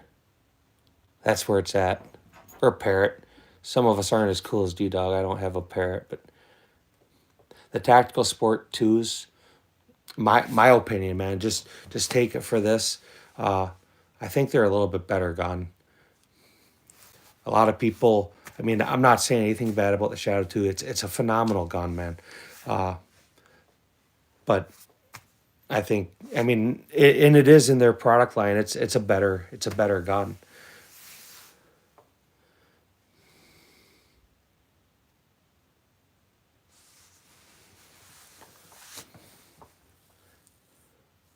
And you, D-Dog, I'll be honest too. The next time I see one of the Shadow 2 oranges in the shop, because every once in a while he'll get them in. They'll get a 5-pack of them. I might just buy one, just cause, just cause. But Shadow 2 is a good gun. I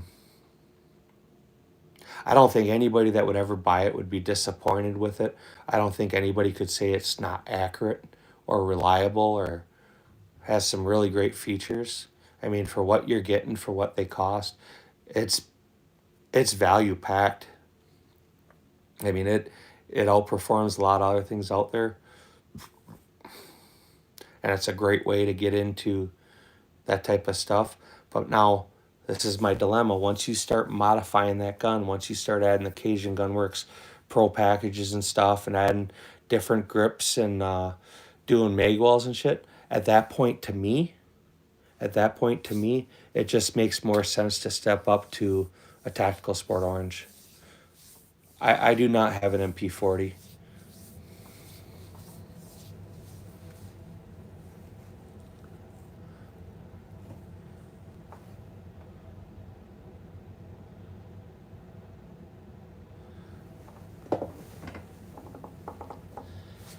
Shadow 2 was a well thought out, well designed firearm. I could sit and rip it apart and name as many cons as I could pros. At the end of the day, it's a good firearm. You know, it's a really good firearm.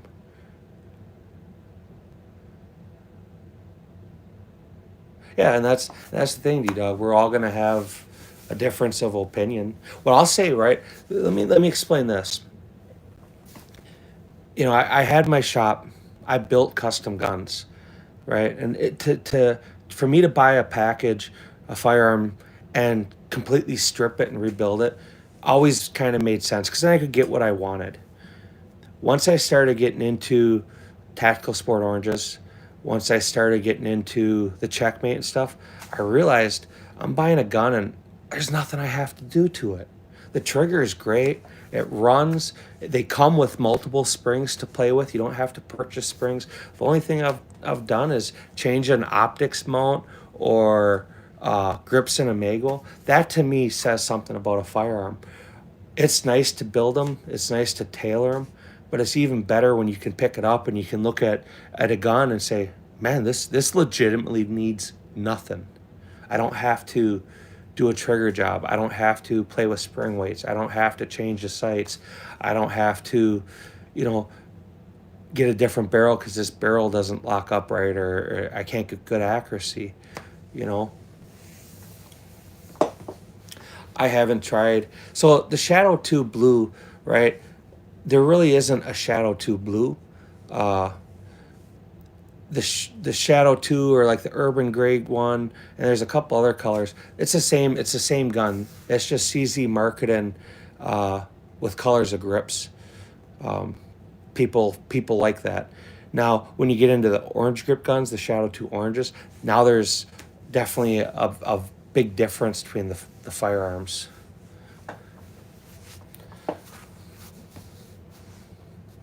But almost all the Shadow 2s come with blue grips now. There was a time you used to be able to get them with the black grips. There was even some red grip models out there for a while. Um, but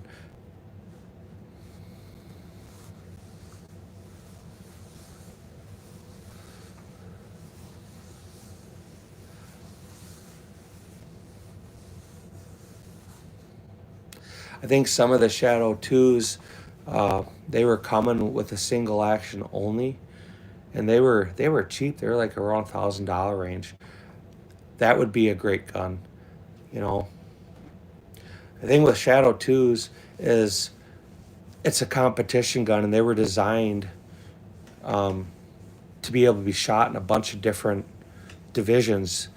Some of them are single action only. Some are you have to start with double action first shot, and then you can do single action, um, and then gun requirements. So CZ designed that firearm for the guy who wants to compete.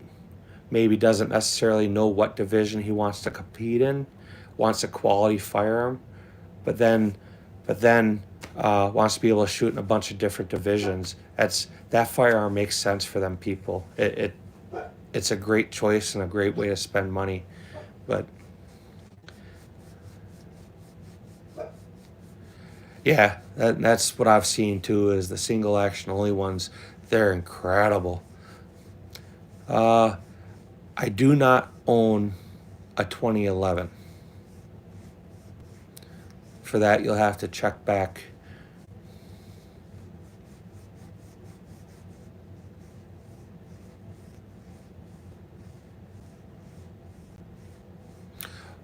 I don't know what law you're trying to figure out. American firearm laws, you have your basic stuff that falls under your federal law, but a lot of states is what's different. That's where people get caught up. All right, Orange Smoke, I'm glad you hung out. I'm glad we had a chance to talk, and I look forward to chatting with you again. You have a good night. Can you show me, what do you want to show? If you want to see these firearms in better detail, you can click to the channel. I did put up a short video just before I started live today that shows every one of these guns in a little better detail. On a live, I'm not able to pick them up and handle them or show them, which makes sense. I mean, accidents happen. It would be cool if you could, but you can't.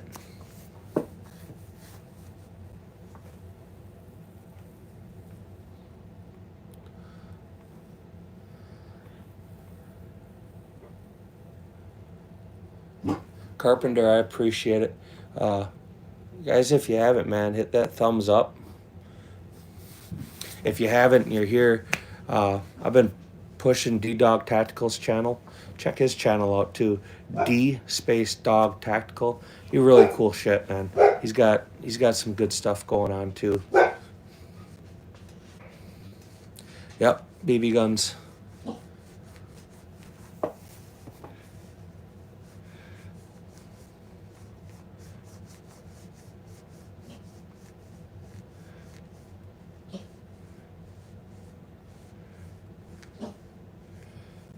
That's my understanding too.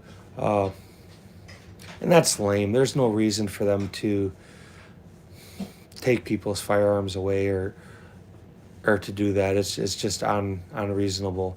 And I was joking earlier. We had a couple other people from Canada too, and I'm like, well, come to the dark side. You can be the 51st state. So the only condition I have as an American citizen about our Canadian brethren becoming part of the United States, and bro, I'm sorry, I know you're from Canada. This is gonna be hard to hear, but you guys can't call it Canadian bacon anymore. That's over. You have to call it ham like the rest of the free world.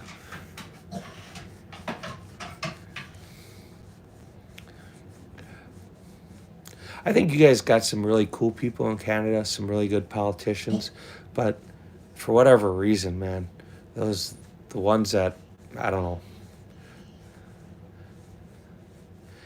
A lot of politicians remind me of them kids when you're in school. They're the ones that are being the loudest and the most obnoxious, and sit there and poke and prod and everything else. And the minute somebody gets mad, they scream the loudest to make themselves feel like the victim. Nobody wants to be the guy that's getting, you're picking on them.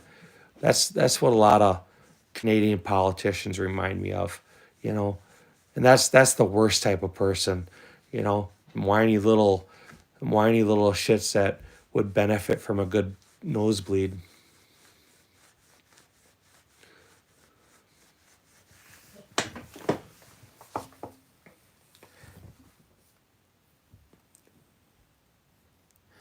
You know, and obviously speaking, we all know that Canada would never give up its sovereignty to become part of the United States. But it would be really cool, maybe for the Canadian citizens to be able to hold that hostage over the politicians. Say, look, man, we can vote to go this way, and there ain't shit you can do about it. So either you come back to some reasonable sense of government, or we'll go we'll go somewhere else. I mean, even in the states, right? We have states that want to do that themselves. In Illinois, example, a good part of the state is trying to succeed from Illinois. They're trying to become part of Ohio. I mean, it can happen. You know, D Dog and I were joking around earlier about like the Upper Peninsula of Michigan should become part of Wisconsin. You know, if the citizens are united and vocal, they kind of have to go along with it.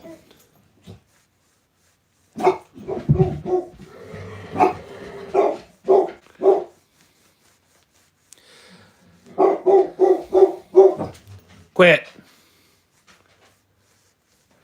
This big bark for a little chihuahua, huh?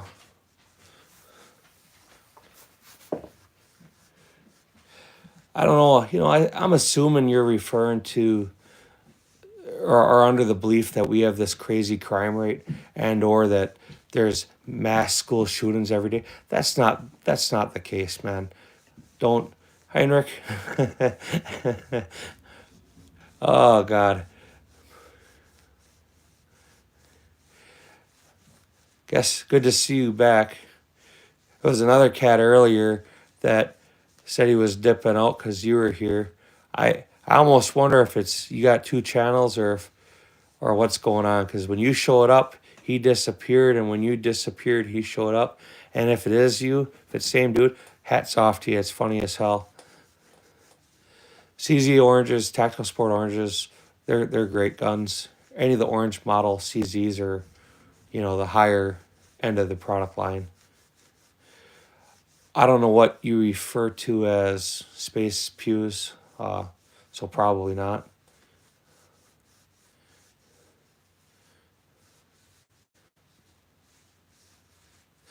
Yeah. Well, when and if you choose to do that, make sure you pick the right state, because some states are they're they're they're out there. Fortunately, the state I have, I mean, we've had a Democratic governor for quite some time, um, but it's still a really gun friendly state. You can have anything you want. Yes, there's federal paperwork for NFA items, but you can have short barrel shotguns, short barrel rifles. You can have grenade launchers. You can have anything you want as long as you do the paperwork. It's not state regulated; it's federal regulated. Um,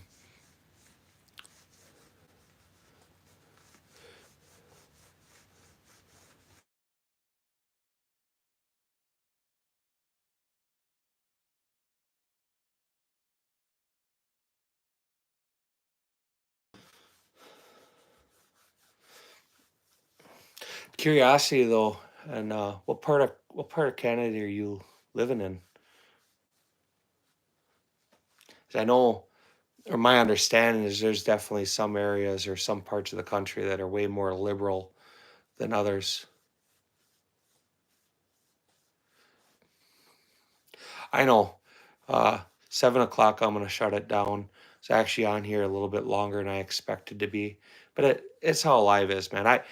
I won't lie. It's cool sitting here chatting with some of you. It's cool sitting here with D Dog and stuff. It's really cool when you start talking with people from different countries and stuff.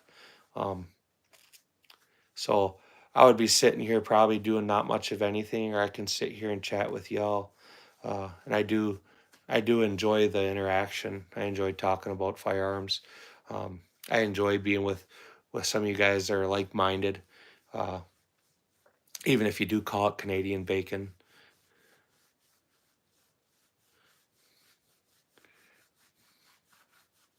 Vancouver.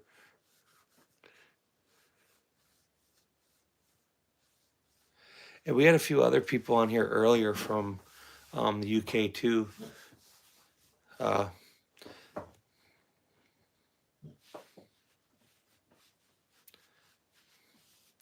Carpenter, have you ever shot any kind of competition?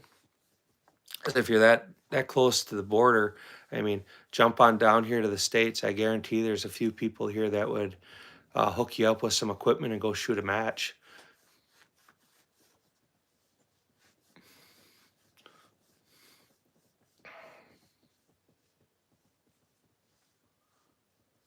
I'm glad you found me too. I enjoy chatting with you. If you haven't, hit the subscribe button. If you haven't checked out D-Dog Tactical's site, I think he's got a comment right below yours. Check his channel out, man. He's got good things going on. Pressure him in his videos to do a live. I think probably at least every third day, I'm telling him to get on and do a live. You know, he's one of them people that just like me wants to share the good side of firearms, show people that, you know, not every gun owner is out there intending or wanting or meaning to do harm. They just want to be out and enjoy a sport and a hobby and, you know, do stuff that makes you free, you know, and some of it pisses people off, you know.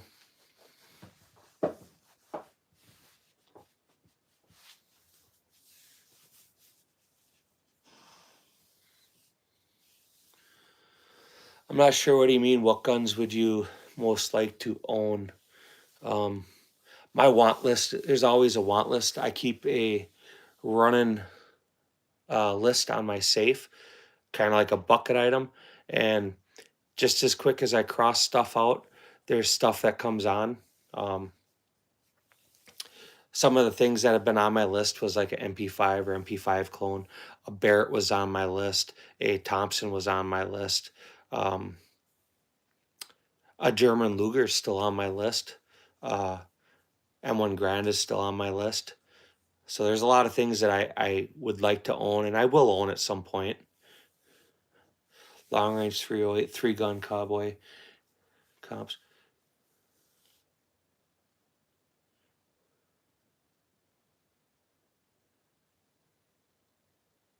See, check out D-Dog's Tactical. Let's get to know you a little bit. You're not that far over the border. I mean, get you to come to the States for a weekend and hook you up with some badass equipment and go shoot a pistol match, you know.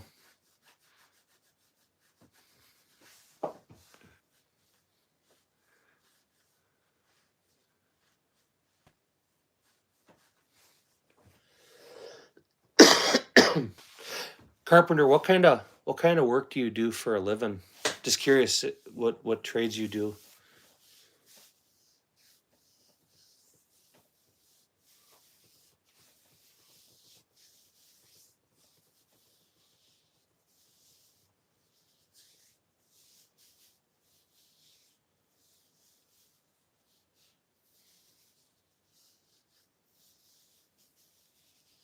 Uh, Not sure. What do you mean?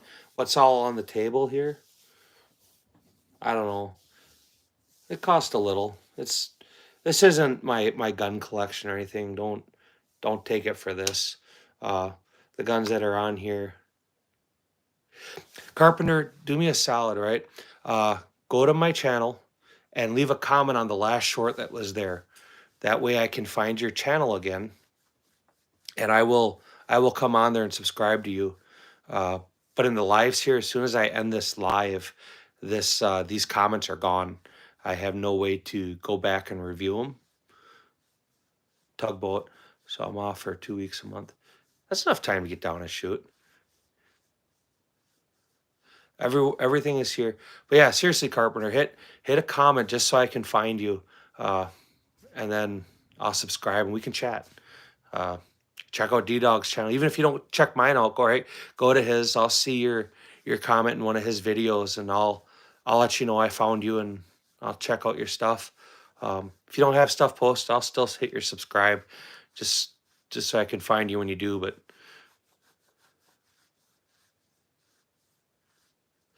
all right, I appreciate you hanging out and stopping in.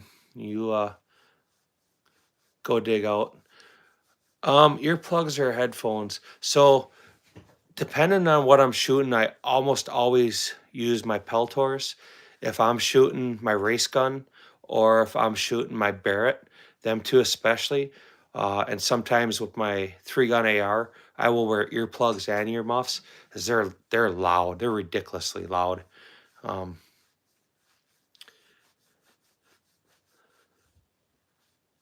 no, man, no, it's not a Draco. It's a Sega 12. Waxman follower, I appreciate it. It's not really an M14 though, it's a M1A1.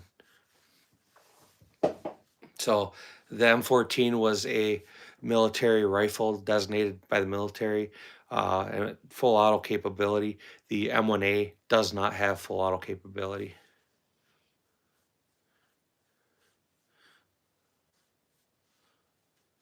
I'm doing well.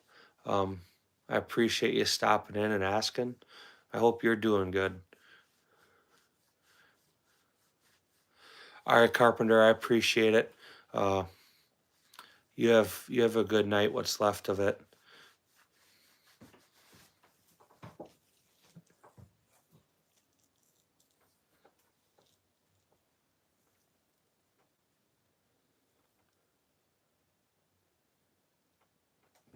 All right, man. Be good.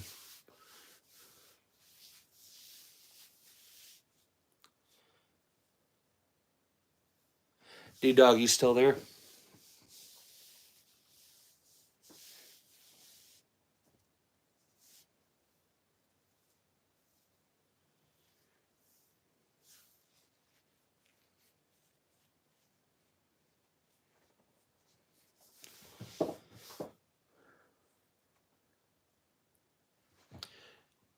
I'll give you the first few, and it's 920. Tell me when you got that.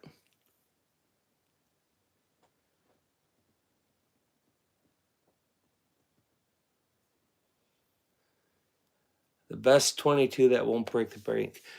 Uh, a good semi-automatic. You will never go wrong with a Ruger, be it a Mark IV or Mark III.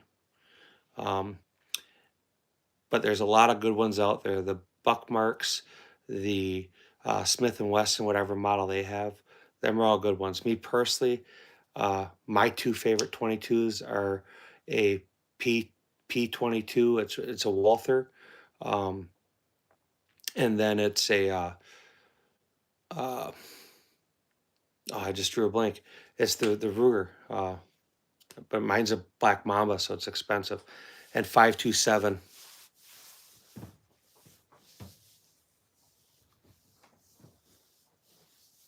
And I'll shoot you the last four in one of your one of your videos.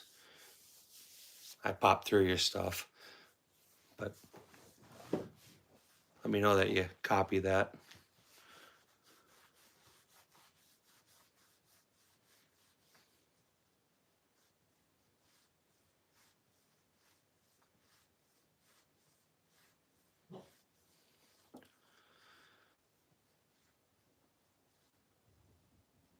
Right on, brother. Um, strict gun laws, South Africa, very hard. What part? Curiosity. What part of South Africa are you in? If you care to share, you don't have to. I'm just curious.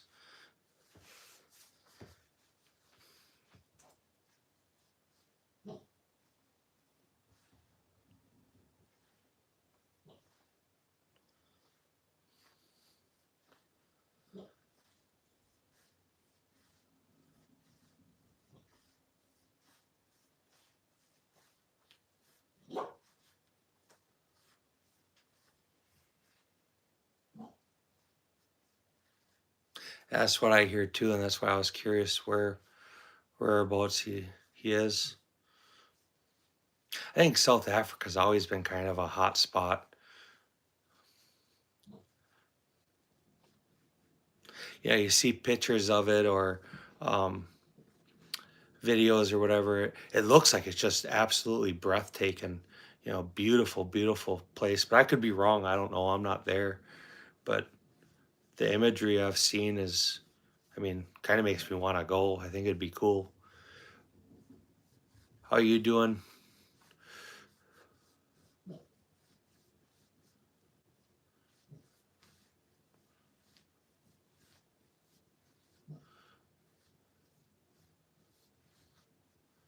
Yeah.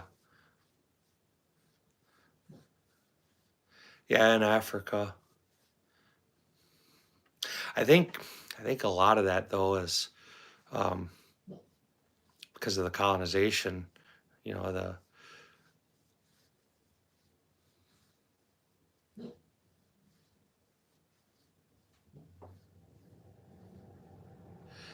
we do all have the right. You are absolutely right.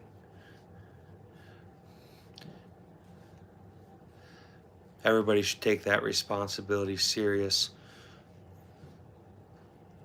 Law enforcement is nothing more than a first responder. A fireman doesn't show up and stand at your house and wait for a fire, and a law enforcement officer doesn't stand next to you 24/7 hoping that evil never finds its path in front of you. No, I'm not black, bro.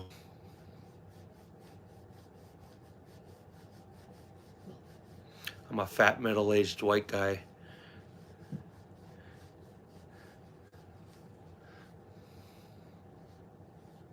Oh, referring to someone else.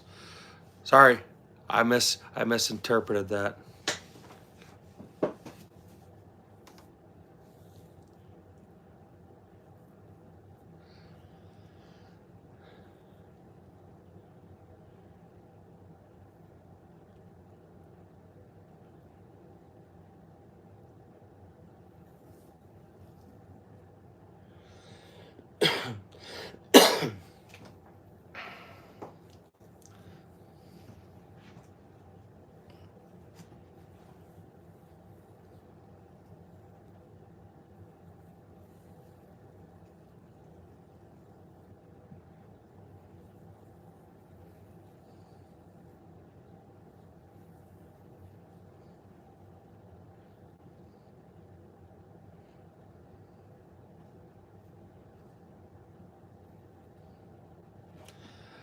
Yeah.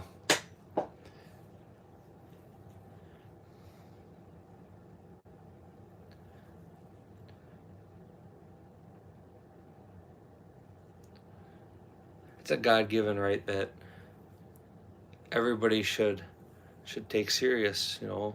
It's people are willing to give up freedoms and rights to feel a little safer, and honestly it makes people it exposes people to more harm than good.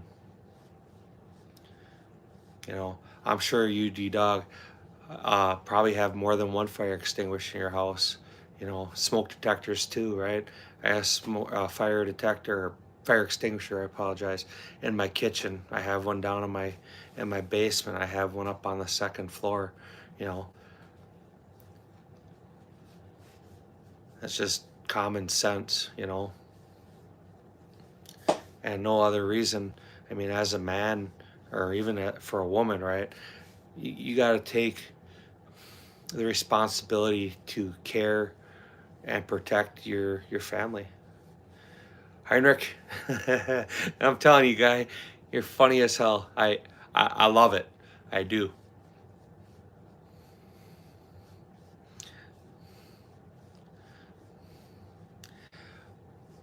I see there's a few people still in this.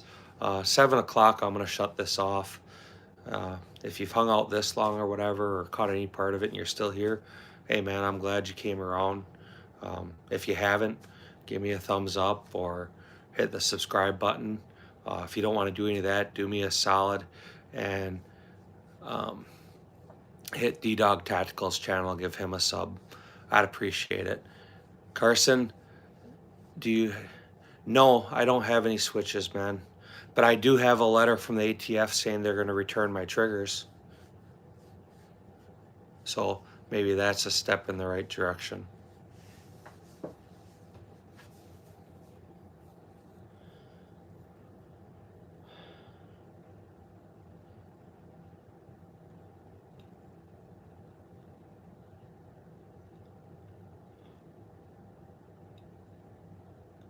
I'm actually amazed how many people ask that question. Um, we know where the gold train is. That's not something that wasn't found. Come on, man.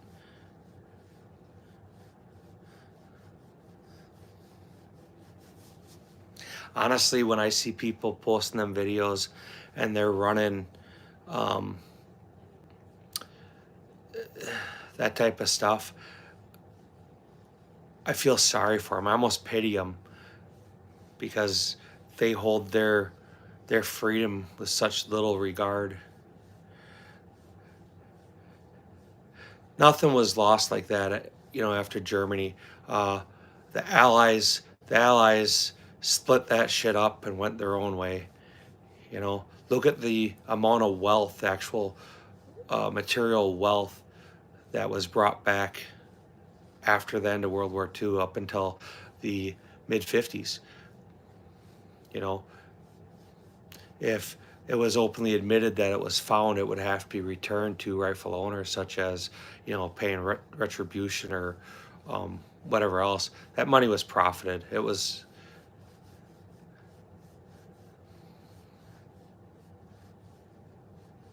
That's just my personal beliefs and my personal feelings. I have nothing else. But Muhammad, I appreciate you stopping in.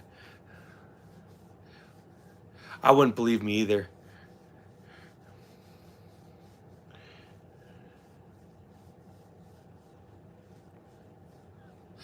Bro, the ones, and I've seen it, man. I've been feuding with a couple of these guys. They keep talking no snitching and keep talking this. And you know what? They're the first ones to run and tattle. You know what I mean? And then sit and cry about it when people do the exact same stuff back to them. All them guys, I don't want to start on it. I'll start sounding like Fuba, you know? I love Fuba to death too. I don't know if you watch any of his stuff. Fuba's the shit.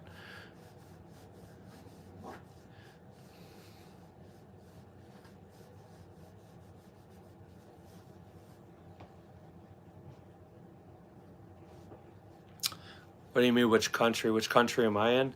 We're in America. All right, guys, I'll give you like a minute warning here. Um, I'm shutting this off at 7 o'clock. Any of you that have stuck around, if you haven't, go to my channel, leave a comment on anything so I know that you were here. And I'll check out your channel. We can correspond. I'll subscribe to your channel. I'm not begging for it. I'm not demanding it, but it'd be cool to be able to continue conversations. If you don't want to, cool. I appreciate you hanging out. I appreciate the interaction. I appreciate you guys being willing to give up your time and spend it with me staring at a table of guns. D-Dog, as always, got a lot of respect for you, man. You're going to do good things. I thank you for hanging out with me and sicking some of these boys. Uh, it'll be my last question, Connor. I'm going to shut this down. I do not have a Glock 19 anymore. And with that, all you guys, I appreciate it again and be good.